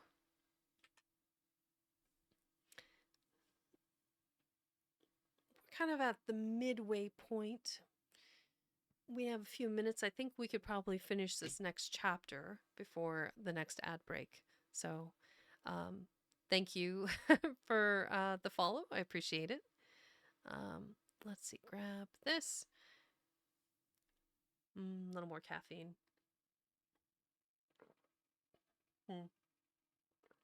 Okay. All right. We're cooking with gas. We have another one of those amazing illustrations by Maria. What was it? Maria L. Kirk. Maria L. Kirk. There we go. The one who ate the least was Pinocchio. So we have the fox, we have the cat stuffing their gullets by the looks of things. We are on to chapter 13. The Inn of the Red Crawfish. What a name. They walked and walked and walked until at last, towards evening, they arrived dead tired at the Inn of the Red Crawfish. "Let us stop here a little while," said the fox, "that we may have something to eat and rest ourselves for an hour or two. We will start again at midnight, so as to arrive at the Field of Miracles by dawn tomorrow morning." Having gone into the inn, they all three sat down to table, but none of them had any appetite. The cat, who was suffering from indigestion and feeling seriously indisposed, could only eat 35 mullet with tomato sauce, and 4 portions of tripe with parmesan cheese, and because she thought the tripe was not seasoned enough, she asked 3 times for the butter and grated cheese.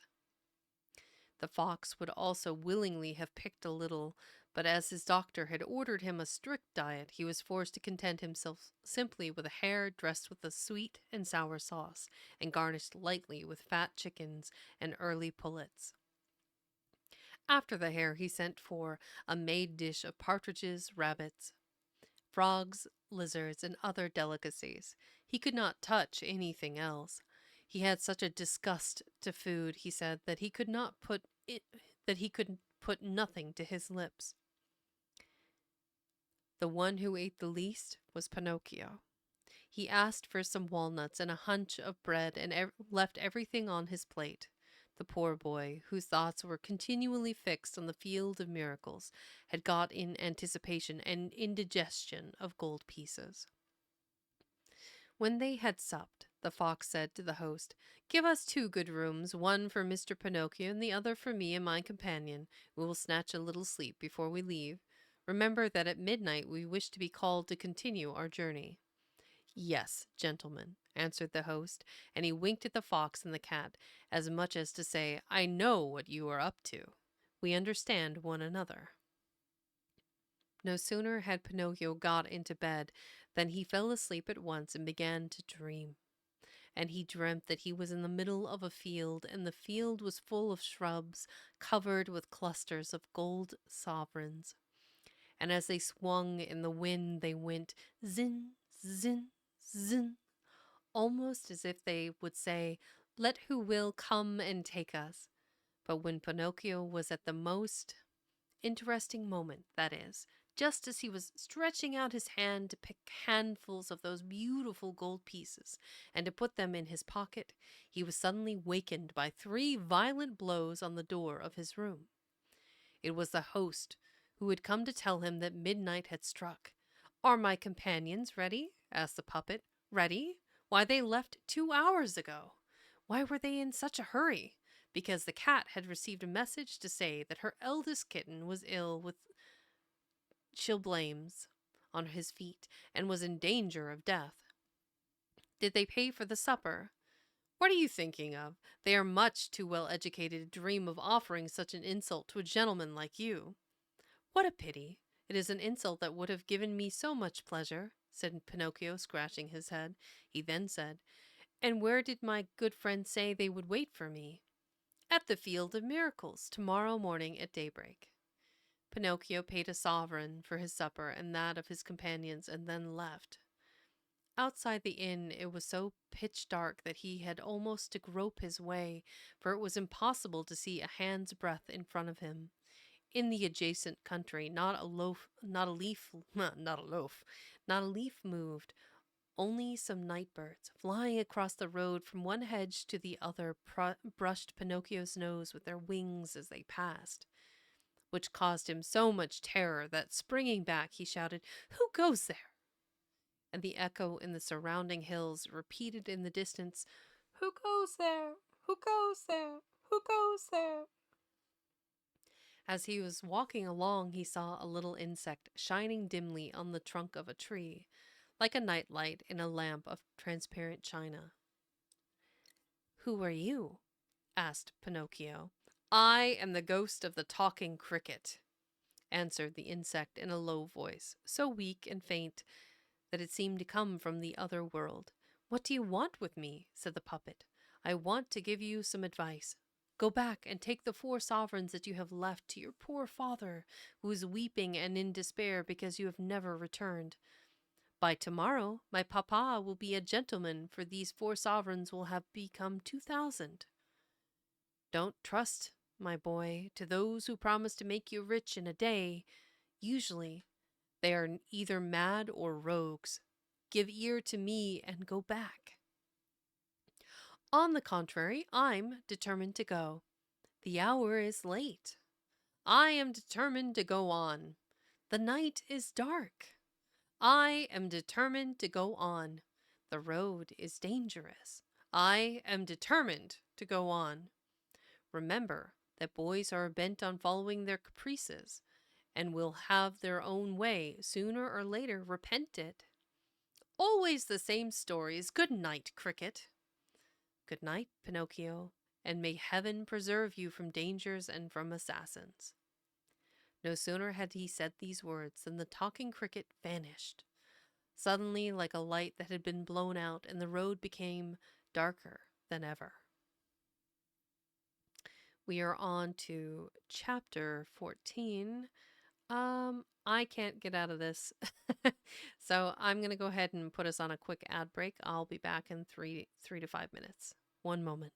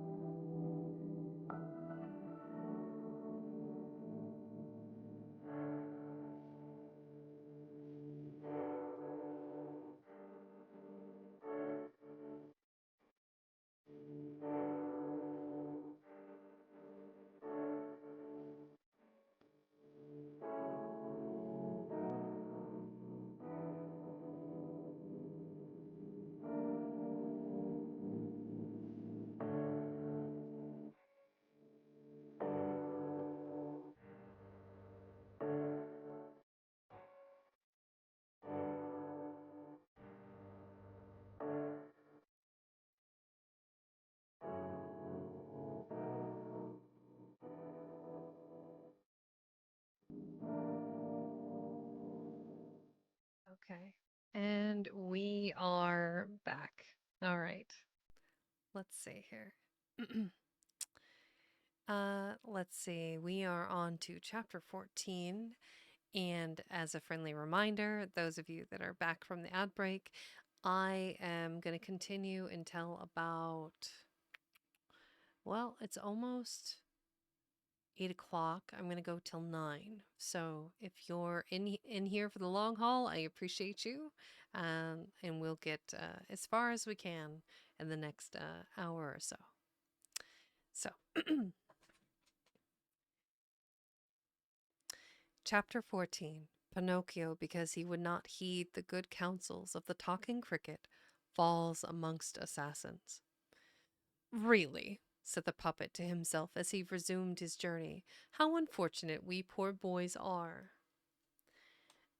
Everybody scolds us, everybody admonishes us, everybody gives us good advice. To let them talk, they would all take it into their heads to be our fathers and our masters. All, even the talking cricket, seen now, because I don't choose to listen to that tiresome cricket. Who knows, according to him, how many misfortunes are to happen to me? I am even to meet with assassins. That is, however, of little consequence, for I don't believe in assassins. I have never believed in them. For me, I think that assassins have been invented purposely by papas to frighten boys who want to go out at night. Besides, supposing I was to come across them here in the road, do you imagine they would frighten me? Not the least in the world. I should go to meet them and cry, "Gentlemen assassins, what do you want with me? Remember that with me there is no joking. Therefore, go about your business and be quiet." At this speech, said in a determined tone, those poor assassins, I think I see them, would run away like the wind if, however, they were so badly educated as not to run away. Why, then, I would run away myself, and there would be that, and there would be and there would be an end of it. But Pinocchio had not time to finish his reasoning, for at that moment he thought that he heard a slight rustle of leaves behind him. He turned to look and saw in the gloom two evil-looking black figures completely enveloped in charcoal sacks. They were running after him on tiptoe and making great leaps like two phantoms. Here they are in reality, he said to himself, and not knowing where to hide his gold pieces, he put them in his mouth precisely under his tongue. Drink water. Become. Cheers, phone caller.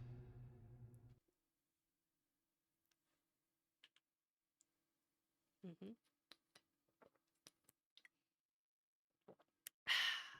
You got it. Then he tried to escape, but he had not gone a step when he felt himself seized by the arm and heard two horrid sepulchral, oh man, what a word, sepulchral voices saying to him, "Your money or your life." Pinocchio, not being able to answer in words owing to the money that was in his mouth, made 1,000 low bows and 1,000 pantomimes. He tried thus to make the two muffled figures, whose eyes were only visible through the holes in their sacks, understand that he was a poor puppet and that he had not as much as a false farthing in his pocket. Let's see those two bandits here. Let's wait for that scene to happen. Hold on. "Come now, less nonsense and out with the money," cried the two brigands threateningly, and the puppet made a gesture with his hands to signify, "I have got none." "Deliver up your money or you are dead," said the tallest of the brigands. "Dead," repeated the other, "and after we have killed you, we will also kill your father." "Also your father." "No, no, no, not my poor papa," cried Pinocchio in a despairing tone, and as he said it, the sovereigns clinked in his mouth. "Ah, you rascal! Then you have hidden your money under your tongue. Spit it out at once." But Pinocchio was obdurate. "Ah, you pretend to be deaf, do you? Wait a moment. Leave it to us to find a means to make you spit it out." And one of them seized the puppet by the end of his nose, and the other took him by the chin and began to pull them brutally. the one up and the other down to constrain him to open his mouth, but it was all to no purpose. Pinocchio's mouth seemed to be nailed and riveted together. Then the shorter assassin drew out an ugly knife and tried to force it between his lips like a lever or a chisel. But Pinocchio, as quick as lightning, caught his hand with his teeth, and with one bite bit it clean off and spat it out. Imagine his astonishment when instead of a hand he perceived that he had spat a cat's paw onto the ground. Encouraged by this first victory, he used his nails to such purpose that he succeeded in liberating himself from his assailants, and jumping the hedge by the roadside, he began to fly across the country. The assassins ran after him, like two dogs chasing a hare, and the one who had lost a paw ran on one leg, and no one ever knew how he managed it. After a race of some miles, Pinocchio could do no more. Giving himself up for lost, he climbed the stem of a very high pine tree and seated himself in the topmost branches. The assassins attempted to climb after him, but when they had reached halfway up the stem, they slid down again and arrived on the ground with the skin grazed from their hands and knees. But they were not to be beaten by so little. Collecting a quantity of dry wood, they piled it beneath the pine and set fire to it. In less time than it takes to tell, the pine began to burn, and the flame like a candle blown in the wind. Pinocchio, seeing that the flames were mounting higher every instant, and not wishing to end his life, he roasted a pigeon, made a stupendous leap from the top of the tree, and started afresh across the fields and vineyards. The assassins followed him and kept behind him without once giving in. The day began to break, and they were still pursuing him. Suddenly, Pinocchio found his way barred by a wide, deep ditch, full of dirty water, the color of coffee. What was he to do? 1, 2, 3, cried the puppet, and making a rush he sprang to the other side. The assassins also jumped, but not having measured the distance properly, splash, splash, they fell into the very middle of the ditch. Pinocchio, who heard the plunge and the splashing of the water, shouted out, laughing and without stopping, "A fine bath to you, gentlemen assassins!" And he felt convinced that they were drowned, when, turning to look, he perceived that, on the contrary, they were both running after him, still enveloped in their sacks, with the water dripping from them as if they had been two hollow baskets. Chapter 15. The assassins pursue Pinocchio. The assassins pursue Pinocchio, and having overtaken him, hang him to a branch of the big oak. At this sight, the puppet's courage failed him, and he was on the point of throwing himself on the ground and giving himself over for lost.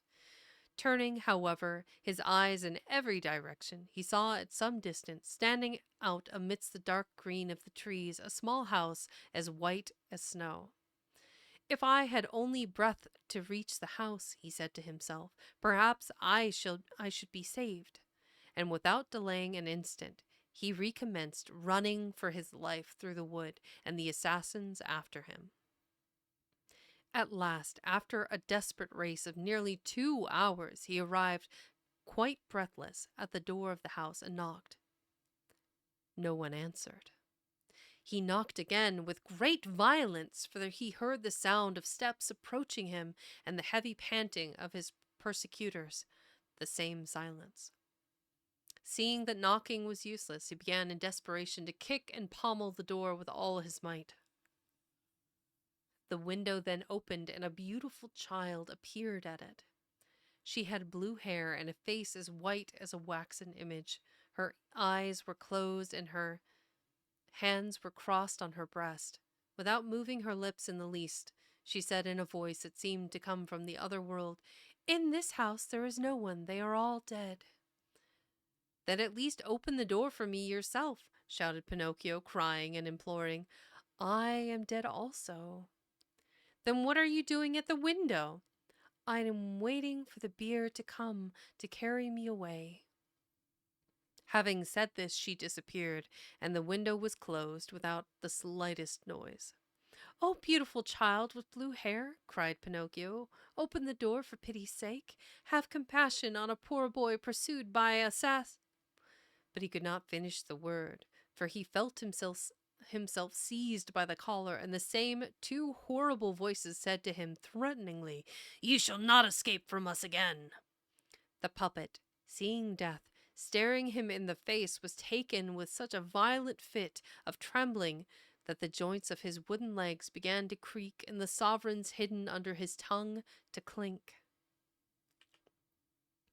"Now then," demanded the assassin, "will you open your mouth, yes or no? Ah, no answer, leave it to us. This time we will force you to open it." And drawing out two long knives as sharp as razors, clash, they attempted to stab him. But the puppet, luckily for him, was made of very hard wood. The knives therefore broke into 1,000 pieces, and the assassins were left with the handles in their hands, staring at each other. "I see what I must do," said one of them. "He must be hung. Let us hang him." "Let us hang him," repeated the other. Without loss of time, they tied his arms behind him, passed a running noose around his throat, and then hung him to the branch of a tree called the big oak. They then sat down on the grass and waited for his last struggle. But at the end of 3 hours, the puppet's eyes were open, his mouth closed, and he was kicking more than ever. Losing patience, they turned to Pinocchio and said in a bantering tone, "Goodbye till tomorrow. Let us hope that when we return you will be polite enough to allow yourself to be found quite dead and with your mouth wide open." And they walked off. In the meantime, a tempestuous northerly wind began to blow and roar angrily, and it beat the poor puppet as he hung from side to side, making him swing violently like the clatter of a bell ringing for a wedding. And the swinging gave him atrocious spasms, and the running noose, becoming still tighter round his throat, took away his breath. Little by little his eyes began to grow dim. Although he felt that death was near, he still continued to hope that some charitable person would come to his assistance before it was too late. But when, after waiting and waiting, he found that no one came, absolutely no one, then he remembered his poor father, and thinking he was dying, he stammered out, "Oh, papa, papa, if only you were here." His breath failed him, and he could say no more. He shut his eyes, opened his mouth, and stretched his legs, gave a long shudder, and hung stiff and insensible. That escalated quickly. We are between chapters. Friendly reminder, hydrate, caffeinate, snack, do what you gotta do. And let's get started on chapter 16. Drink Yes. water. Yes. Become. You got it.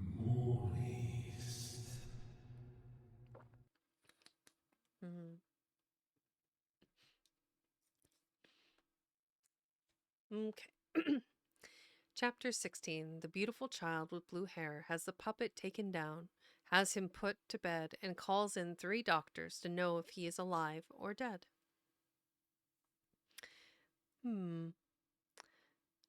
Interesting. So that's this. How is this a child? Oh, wow. Ezrafel, hi.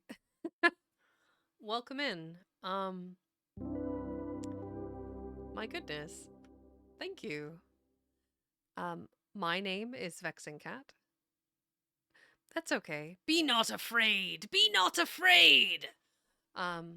That's fine. You can raid me anytime you like, Ezrafel.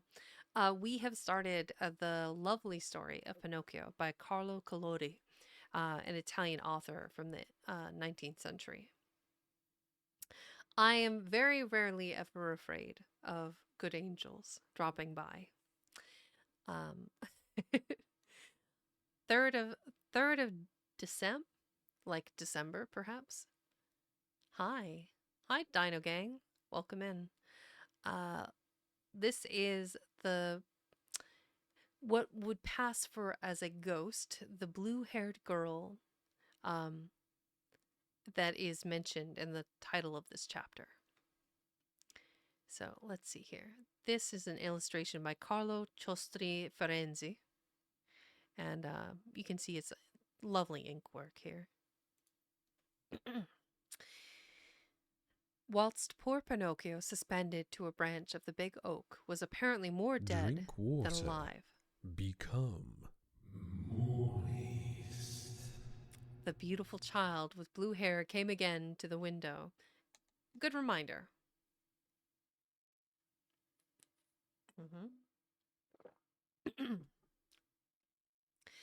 When she saw the unhappy puppet hanging by his throat and dancing up and down in the gusts of the north wind, she was moved by compassion. Moist. Yes, correct. Striking her hands together, she made 3 little claps. At this signal, there came a sound of the sweep of wings flying rapidly, and a large falcon flew on to the window-sill. "What are your orders, gracious fairy?" he asked, inclining his beak in sign of reverence, for I must tell you that the child with blue hair was no more and no less than a beautiful fairy, who for more than 1,000 years had lived in the wood. Do you see that puppet dangling from a branch of the big oak? I see him. Very well. Fly there at once with your strong beak, break the knot that keeps him suspended in the air, and lay him gently on the grass at the foot of the tree. The falcon flew away, and after 2 minutes he returned, saying, "I have done as you commanded." "And how did you find him?" To see him, he appeared dead, but he cannot really be quite dead, for I had no sooner loosened the running noose that tightened his throat than, giving a sigh, he muttered in a faint voice, "Now I feel better." The fairy then, striking her hands together, made 2 little claps, and a magnificent poodle appeared, walking upright on his hind legs exactly as if he had been a man. He was in full dress livery of a coachman. On his head he had a three-corner cap braided with gold. His curly white wig came down onto his shoulders. He had a chocolate-colored waistcoat with diamond buttons and 2 large pockets to contain the bones that his mistress gave him at dinner.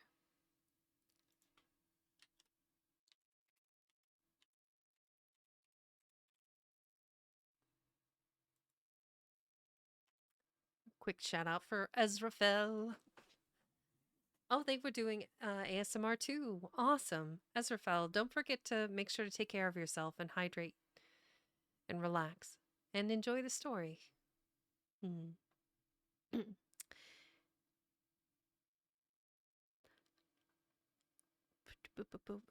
Okay. He had a chocolate-colored waistcoat with diamond buttons and 2 large pockets to contain the bones that his mistress gave him at dinner.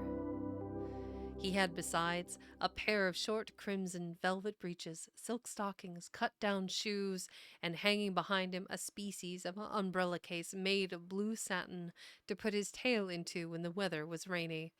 Can you imagine? The poodle's like, "Oh, it's raining outside. I'm going to put my tail into a case so it doesn't get wet." Sure. Sure, that sounds agreeable. Ah, cute. "Be quick, Medero. Like a good dog," said the fairy to the poodle. "Have the most beautiful carriage in my coach house put to, and take the road to the wood. When you come to the big oak, you will find a poor puppet stretched on the grass, half dead. Pick him up gently, lay him on the cushions of the carriage, and bring him to me. Have you understood?" The poodle, to show that he had understood, shook the case of blue satin that he had on 3 or 4 times, and ran off like a racehorse. Shortly afterwards, a beautiful little carriage came out of the coach-house. The cushions were stuffed with canary feathers, and it was lined in the inside with whipped cream, custard, and Savoy biscuits. The little carriage was drawn by 100 pairs of white mice, and the poodle, seated on the coach box, cracked his whip from side to side like a driver when he is afraid that he is behind time. A quarter of an hour had not passed when the carriage returned. The fairy who was waiting at the door of the house took the poor puppet in her arms and carried him into a little room that was wainscoted with mother of pearl, and sent him at once to summon the most famous doctor in the neighborhood. The doctors came immediately, one after the other, namely a crow, an owl, and a talking cricket. Interesting. So we have open this image here. So we have the crow, the owl, and the talking cricket, and the blue fairy. What a lovely depiction of the fairy, with the hair tumbling down, with the blue hair. Very pretty. Random poppy in a vase. I guess they needed something in the foreground. So this is a painting, a watercolor image by Maria L. Kirk. Really pretty. I like that. Like a children's room with all the beautiful wainscoting and the curtains and the, well, I don't know if I would have gone with that color green for a carpet, but you know, it is what it is.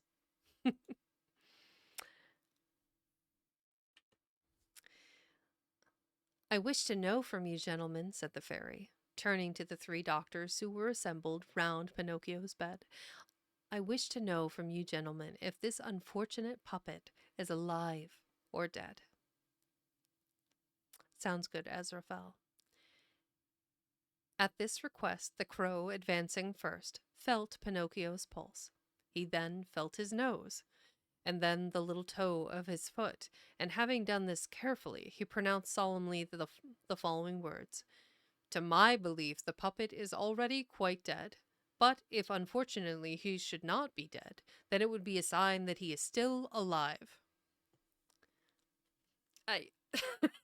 It's just, yeah, okay. He's definitely dead, but if he shows signs of being alive, then he's definitely alive. Okay.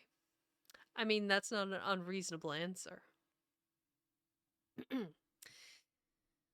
I regret, said the owl, to be obliged to contradict the crow, my illustrious friend and colleague, but in my opinion the puppet is still alive. But if, unfortunately, he should not be alive, then it would be a sign that he is dead indeed. Irrefutable, honestly. And you, have you nothing to say? Asked the fairy of the talking cricket. To my opinion, the wisest thing a prudent doctor can do when he does not know what he is talking about is to be silent. For the rest, that puppet there has a face that is not new to me. I have known him for some time. Pinocchio, who up to that moment had lain immovable like a real piece of wood, was seized with a fit of convulsive trembling that shook the whole bed.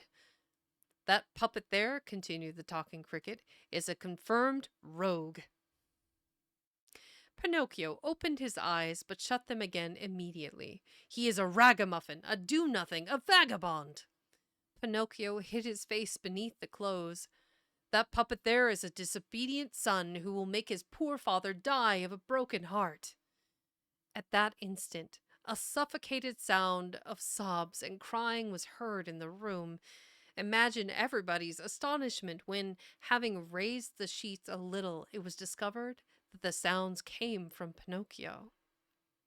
When the dead person cries, it is a sign that he is on the road to get well, said the crow solemnly. I grieve to contradict my illustrious friend and colleague, added the owl, but for me, when the dead person cries, it is a sign that he is sorry to die. Yeah, I guess. Sure. Owl and crow contradict away. Fair enough. All right, we are on to chapter 17. Pinocchio eats the sugar, but will not take his medicine. When, however, he sees the gravediggers who have arrived to carry him away, he takes it. He then tells a lie, and as punishment, his nose grows longer. These chapter titles are a little over the top, but it is what it is. As soon as the three doctors had left the room, the fairy approached Pinocchio. and having touched his forehead, she perceived that he was in a high fever that was not to be trifled with. She therefore dissolved a certain white powder in half a tumbler of water, and offering it to the puppet, she said to him lovingly, "Drink it, and in a few days you will be cured." Pinocchio looked at the tumbler, made a wry face, and then asked in a plaintive voice, "Is it sweet or bitter?" "It is bitter, but it will do you good." Don't forget to stretch. You got it.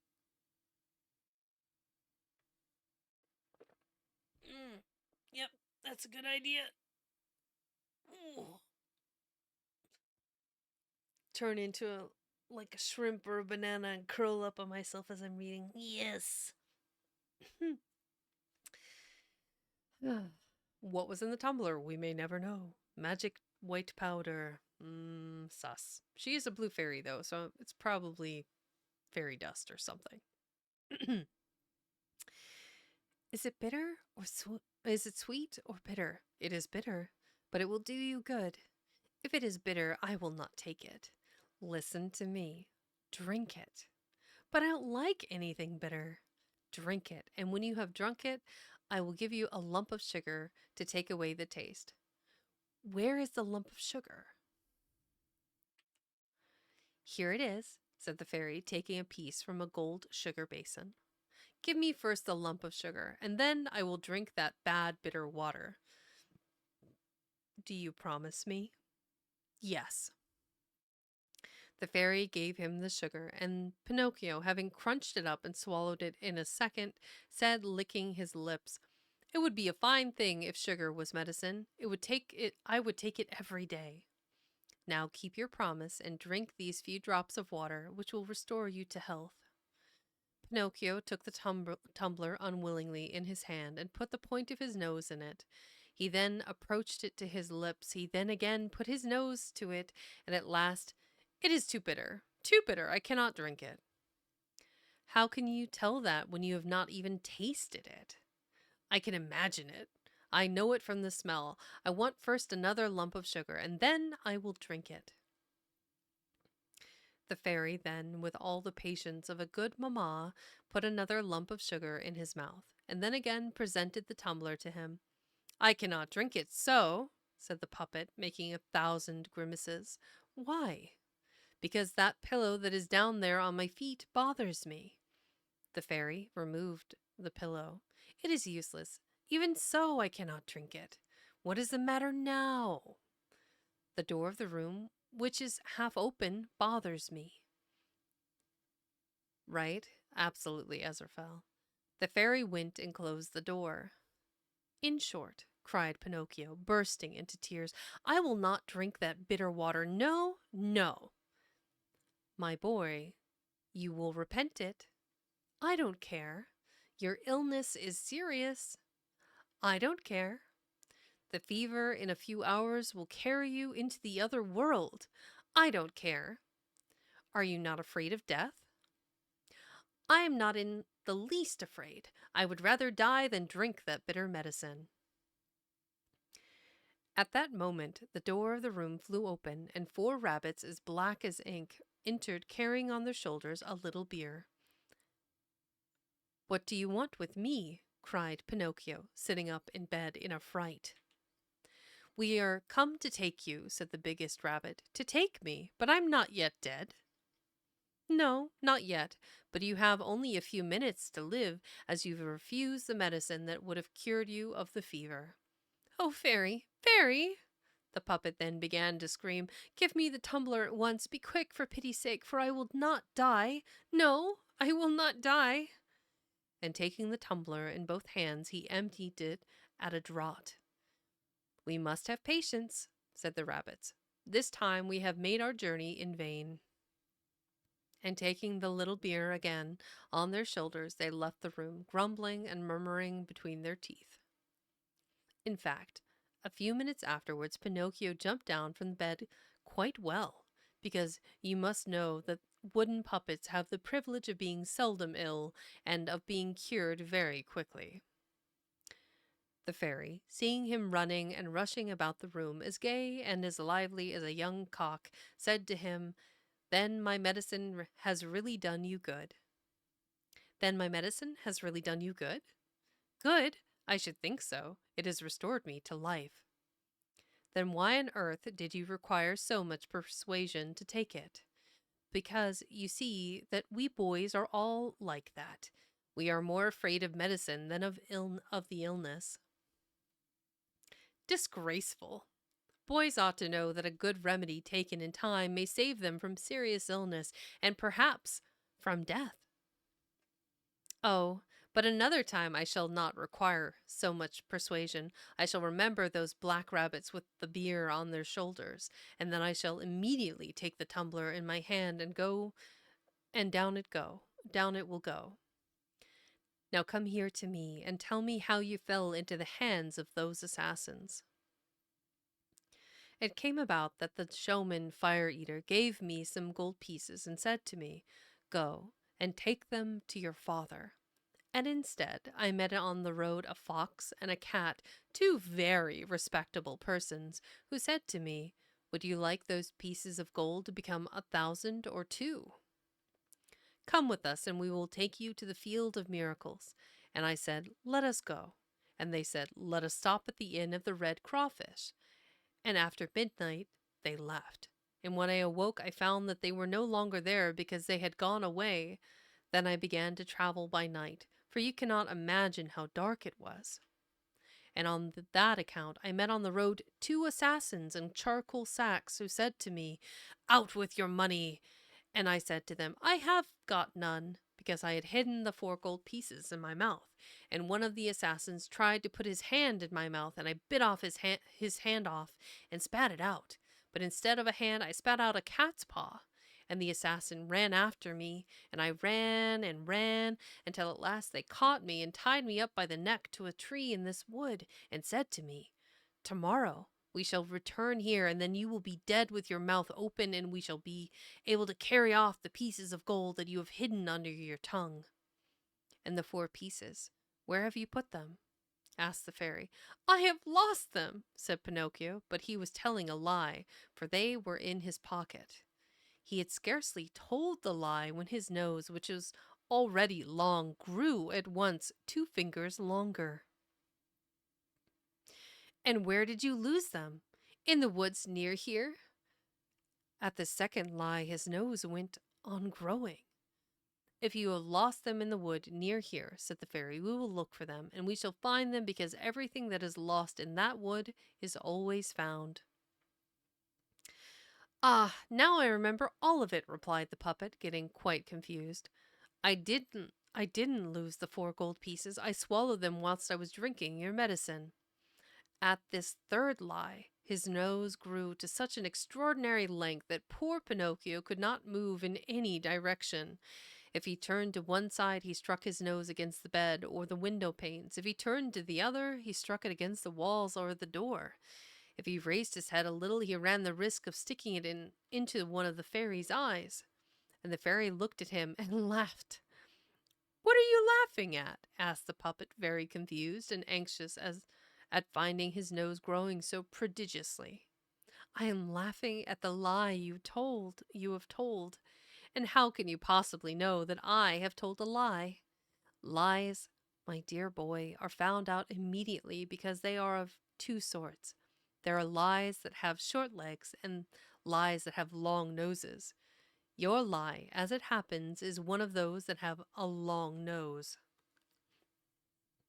Pinocchio, not knowing where to hide himself for shame, tried to run out of the room, but he did not succeed, for his nose had increased so much that it could no longer pass through the door. Can you imagine just a nose out to here, like from one end of the room to the next?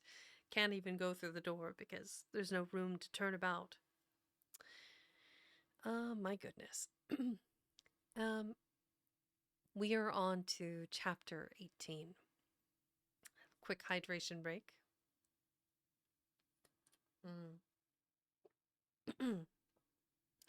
Here we go.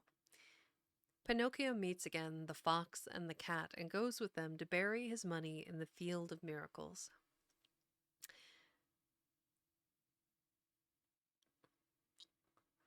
Pinocchio, I swear, I don't know if this kid is ever going to get it. He's just like, sure. Okay. The fairy, as you can imagine, allowed the puppet to cry and to roar for a good half hour over his nose, which could no longer pass through the door of the room. This she did to give him a severe lesson and to correct him of the disgraceful fault of telling lies, the most disgraceful fault that a boy can have.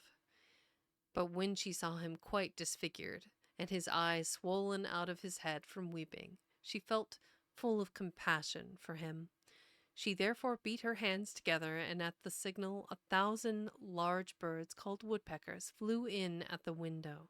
They immediately perched on Pinocchio's nose and began to peck at it with such zeal that in a few minutes his enormous and ridiculous nose was reduced to its usual dimensions.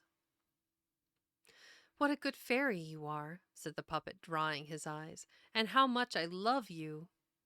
"I love you also," answered the fairy, "and if you will remain with me, you shall be my little brother, and I will be your good little sister."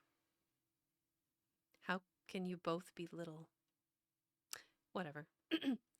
"I would remain willingly, but my poor papa." "I have thought of everything. I have already let your father know, and he will be here tonight." "Really?" shouted Pinocchio, jumping for joy.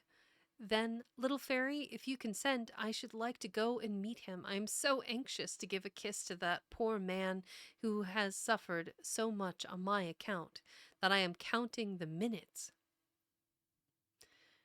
"Go then, but be careful not to lose yourself. Take the road through the wood, and I am sure that you will meet him." Pinocchio set out, and as soon as he was in the wood, he began to run like a kid. But when he had reached a certain spot almost in front of the big oak, he stopped, because he thought that he heard people amongst the bushes. In fact, 2 persons came out on to the road. Can you guess who they were? Can you? His 2 traveling companions, the fox and the cat, with whom he had supped at the inn of the Red Crawfish. "Why, here is our dear Pinocchio," cried the fox, kissing and embracing him. "How come you to be here?" "How come you to be here?" repeated the cat. "It is a long story," answered the puppet, "which I will tell you when I have time. But do you know that the other night, when you left me alone at the inn, I met with assassins on the road?" "Assassins? Oh, poor Pinocchio! And what did they want?" "They wanted to rob me of my gold pieces." "Villains!" said the fox. "Infamous villains!" repeated the cat. "But I ran away from them," continued the puppet, "and they followed me, and at last they overtook me and hung me to a branch of that oak tree." And Pinocchio pointed to the big oak, which was 2 steps from them. "Is it possible to hear of anything more dreadful?" said the fox. "In what a world we are condemned to live! Where can respectable people like us find a safe refuge?" Whilst they were thus talking, Pinocchio observed that the cat was lame of her front right leg, for in fact she had lost her paw with all its claws. He therefore asked her, "What have you done with your paw?" The cat tried to answer, but became confused. Therefore the fox said immediately, "My friend is too modest, and that is why she doesn't speak. I will answer for her. I must tell you that an hour ago we met an old wolf on the road, almost fainting from want of food, who asked alms of us, not having so much as a fishbone to give him. What did my friend, who has really the heart of a Caesar, do?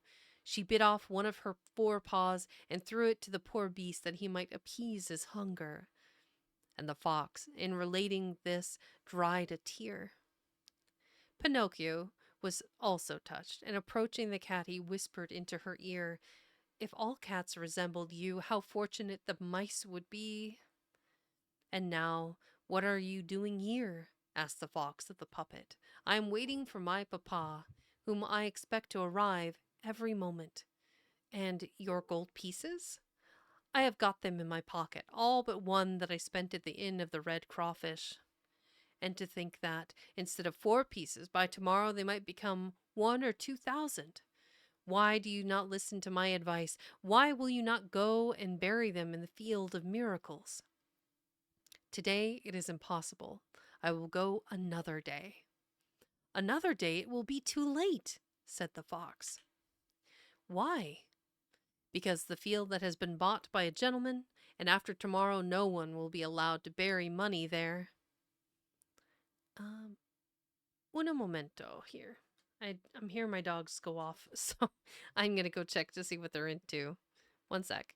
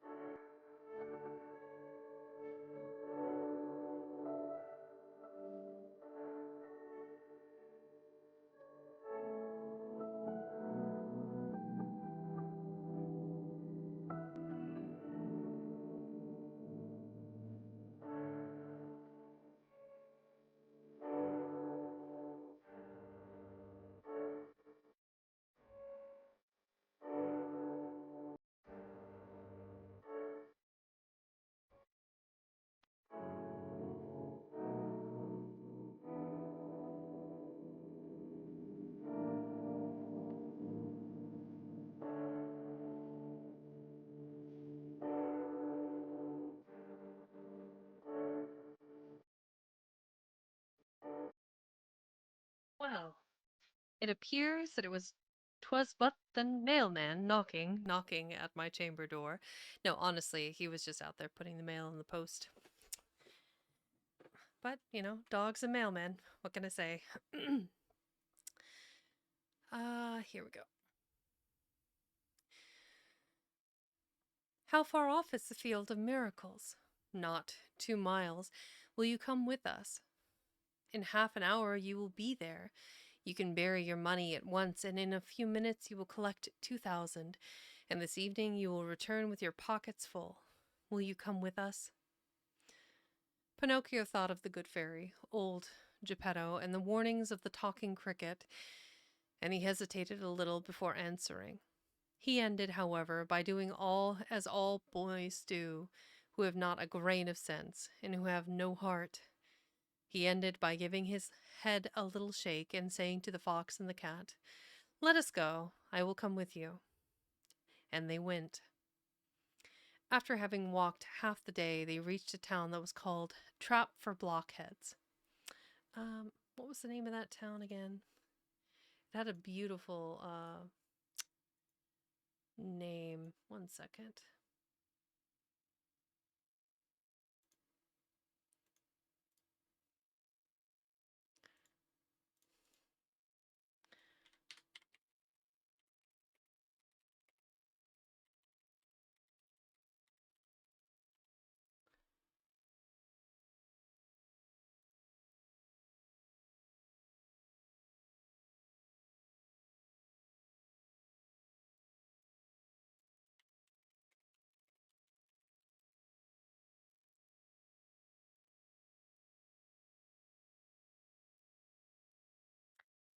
Ah, forgive my pronunciation. Acchiappa Citrulli, I believe.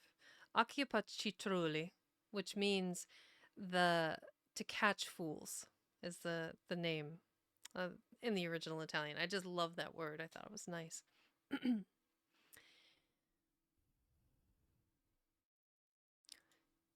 Trap for blockheads. As soon as Pinocchio entered this town, he saw that the streets were crowded with dogs who had lost their coats and who were yawning from hunger. Shorn sheep, trembling with cold, cocks without combs or crests were begging for a grain of Indian corn, large butterflies who could no longer fly because they had sold their beautiful colored wings, peacocks who had no tails and were ashamed to be seen, and pheasants who went scratching about in a subdued fashion, mourning for their brilliant gold and silver feathers gone forever. In the midst of this crowd of beggars and shamefaced creatures, some lordly carriage passed from time to time containing a fox or a magpie or some other ravenous bird of prey. "And where is the field of miracles?" asked Pinocchio. "It is not here, not 2 steps from us." They crossed the town, and having gone beyond the walls, they came to a solitary field, which to look at resembled all other fields. "We are arrived," said the fox to the puppet. "Now stoop down and dig a little hole in the ground and put your gold pieces into it." Pinocchio obeyed. He dug a hole, put into it the 4 gold pieces that he had left, and then filled up the hole with a little earth. "Now then," said the fox, "go to that canal close to us, fetch a can of water, and water the ground where you have sowed them." Pinocchio went to the canal, and as he had no can, he took off one of his old shoes. Filling it with water, he watered the ground over the hole. He then asked, "Is there anything else to be done?" "Nothing else," answered the fox. "We can now go away. You can return in about 20 minutes, and you will find a shrub already pushing through the ground, and its branches quite loaded with money." The poor puppet, beside himself with joy, thanked the fox and the cat 1,000 times, and promised them a beautiful present. "We wish for no presents," answered the 2 rascals. "It is enough for us to have taught you the way to enrich yourself without undergoing hard work, and we are as happy as folk out for a holiday." Thus saying, they left Pinocchio, and wishing him a good harvest, went about their business. Chapter 19. Pinocchio is robbed of his money, and as a punishment he is sent to prison for 4 months. That escalated quickly. The puppet returned to the town and began to count the minutes one by one, and when he thought it must be time, he took the road leading to the field of miracles, and as he walked along with hurried steps, his heart beat fast, tick-tack, tick-tack, like a drawing-room clock when it is really going well. Meanwhile, he was thinking to himself, "And if instead of 1,000 gold pieces I was to find on the branches of the tree 2,000, and instead of 2,000, supposing I found 5,000, and instead of 5,000, that I found 100,000, oh, what a fine gentleman I should then become! I would have a beautiful palace, 1,000 little wooden horses, and 1,000 stables to amuse myself with, a cellar full of currant wine and sweet syrups, and a library quite full of candies, tarts, plum cakes, macaroons, and biscuits with cream. You're making me hungry." Whilst he was building these castles in the air, he had arrived in the neighborhood of the field, and he stopped to look if by chance he could perceive a tree with its branches laden with money.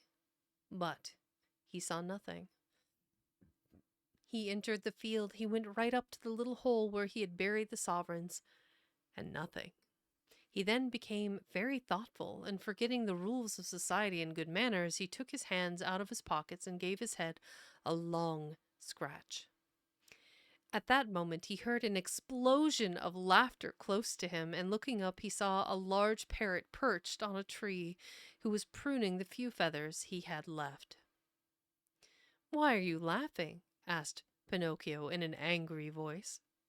"I am laughing because in pruning my feathers I tickled myself under my wings." The puppet did not answer. but went to the canal and filling the same old shoe full of water, he proceeded to water the earth afresh that covered his gold pieces. Whilst he was thus occupied, another laugh, and still more impertinent than the first, rang out in the silence of the solitary place. "Once for all," shouted Pinocchio in a rage, "may I know, you ill-educated parrot, what you are laughing at?" "I am laughing at those simpletons who believe in all the foolish things that are told them, and who allow themselves to be entrapped by those who are more cunning than they are." Let me look at this parrot. This is a parrot as drawn by someone imagining what a parrot would look like with no references. Yep. That is interesting. It's so weird how the elbows have, like, there's nothing there. That's such an interesting detail in the puppet. He's so very shiny. And his shoe, his wooden bark shoe, digging the hole by the tree. My goodness. Pinocchio, do better. "Are you perhaps speaking of me?" "Yes, I am speaking of you, poor Pinocchio. Of you who are simple enough to believe that money can be sown and gathered in fields in the same way as beans and gourds." "You've seen a parrot before, right? Yes? No? Maybe?" "I also believed it once, and today I am suffering for it. Today, but it is too late. I have at last learnt that to put a few pennies honestly together, it is necessary to know how to earn them, either by the work of our own hands or by the cleverness of our own brains." "I don't understand you," said the puppet, who was already trembling with fear. "Have patience. I will explain myself better," rejoined the parrot. "You must know, then, that whilst you were in the town, the fox and the cat returned to the field. They took the buried money and then fled like the wind, and now he that catches them will be clever." Pinocchio remained with his mouth open, and not choosing to believe the parrot's words, he began with his hands and nails to dig up the earth that he watered. Welcome in, thank you. And he dug and dug and dug and made such a deep hole that a rick of straw might have stood upright in it. But the money was no longer there. He rushed back to the town in a state of desperation and went at once to the courts of justice to denounce the two knaves who had robbed him to the judge. The judge was a big ape of the gorilla tribe, an old ape respectable for his age, his white beard, but especially for his gold spectacles without glasses that he was obliged to wear on account of inflammation of the eyes that had tormented him for many years. Pinocchio related in the presence of the judge all the particulars of the infamous fraud of which he had been the victim. He gave the names, the surnames, and other details of the two rascals, and ended by demanding justice. The judge listened with great benignity, took a lively interest in the story, was much touched and moved, and when the puppet had nothing further to say, stretched out his hand and rang a bell. At this summons, two mastiffs immediately appeared as gendarmes. The judge then pointed to Pinocchio and said to them, "That poor devil has been robbed of 4 gold pieces. Take him up and put him immediately to prison." The puppet was petrified on hearing this unexpected sentence, and tried to protest, but the gendarmes, to avoid losing time, stopped up his mouth and carried him off to lock up. And there he remained for 4 months. 4 long months. And he would have remained longer still if a fortunate chance had not released him.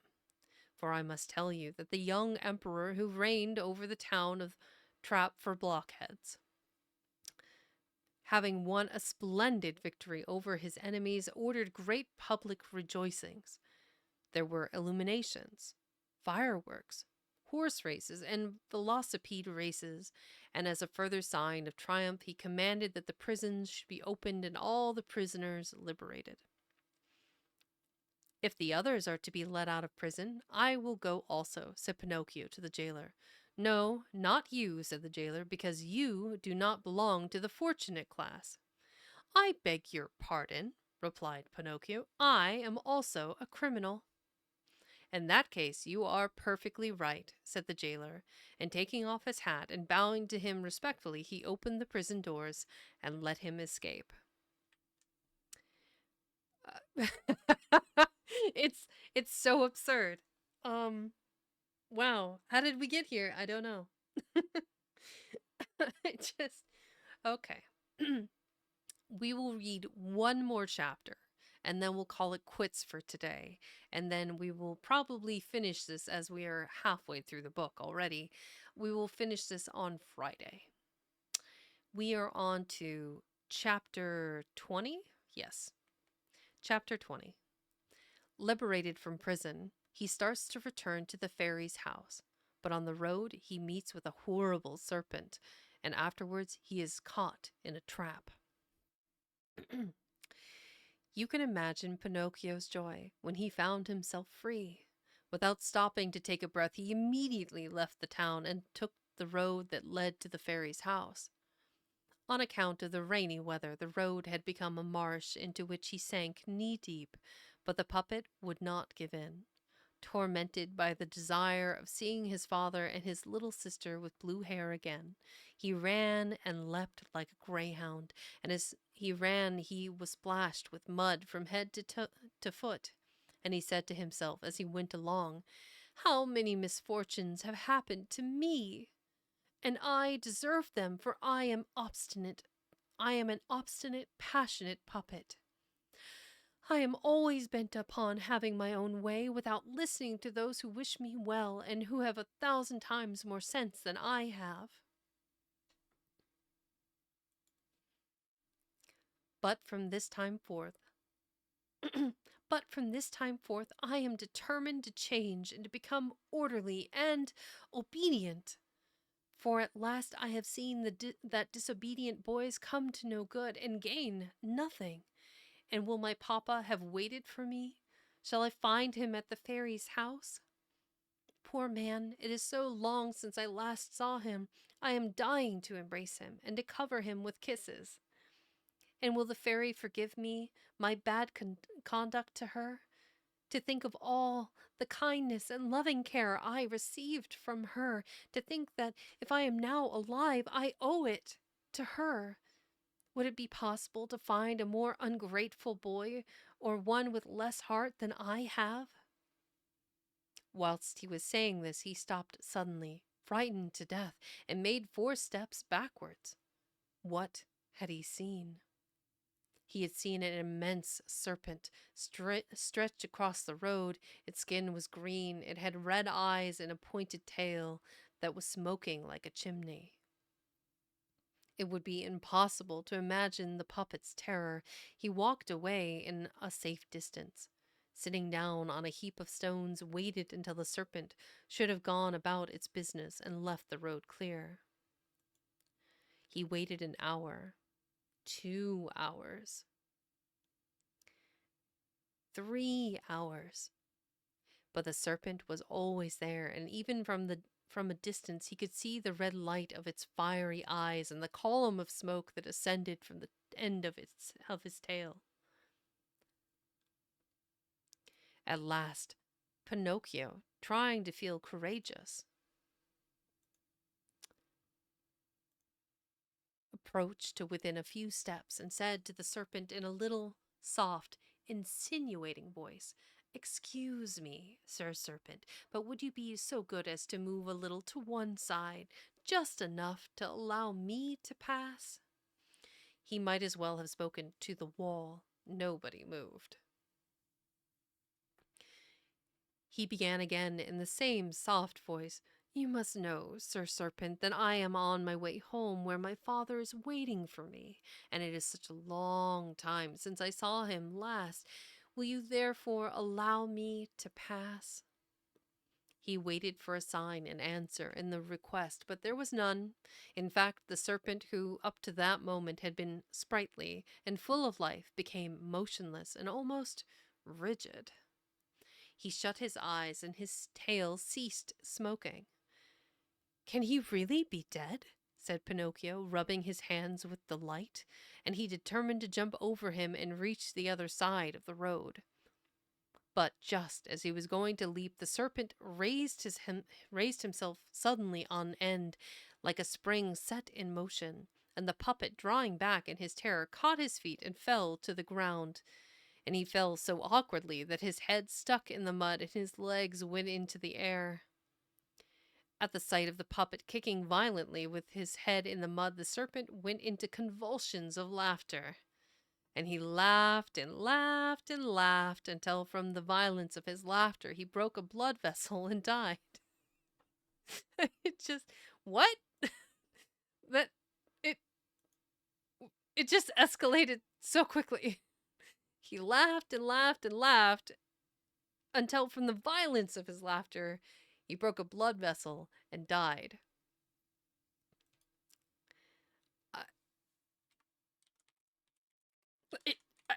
I don't know.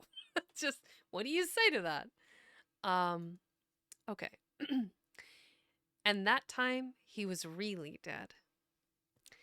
Pinocchio then set off running in hopes that he should reach the fairy's house before dark. But before long he began to suffer so dreadfully from hunger that he could not bear it, and he jumped into a field by the wayside, intending to pick some bunches of muscatel grapes. Oh, that he had never done it! He had scarcely reached the vines when crack! His legs were caught between two cutting iron bars, and he became so giddy with pain that stars of every color danced before his eyes.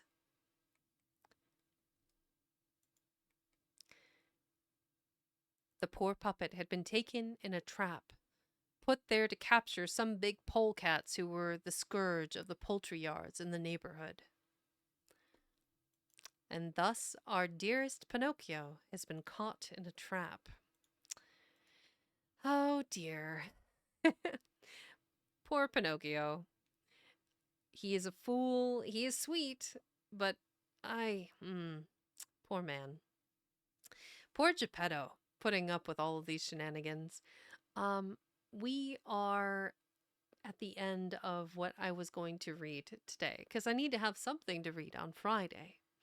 So let's find someone lovely to go say hello to, and then we will go raid.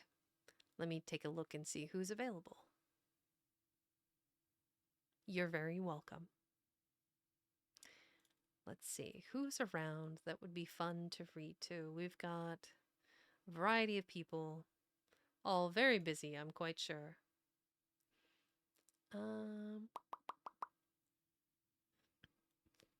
For Wednesday, everyone's very busy.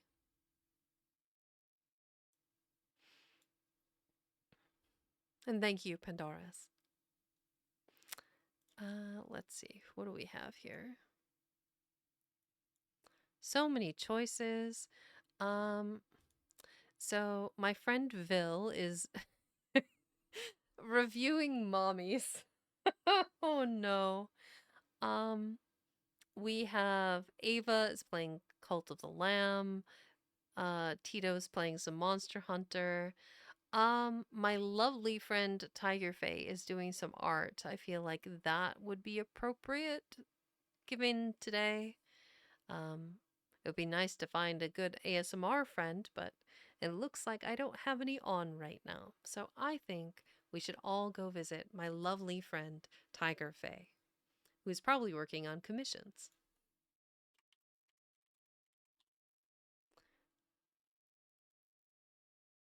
All right. All right. Hang on for your good lives. We'll go visit. Alley-oop. Good night, cranky pig man.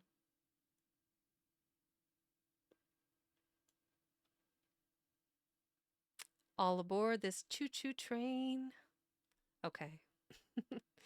Everyone have a great evening, and I will see you all on Friday.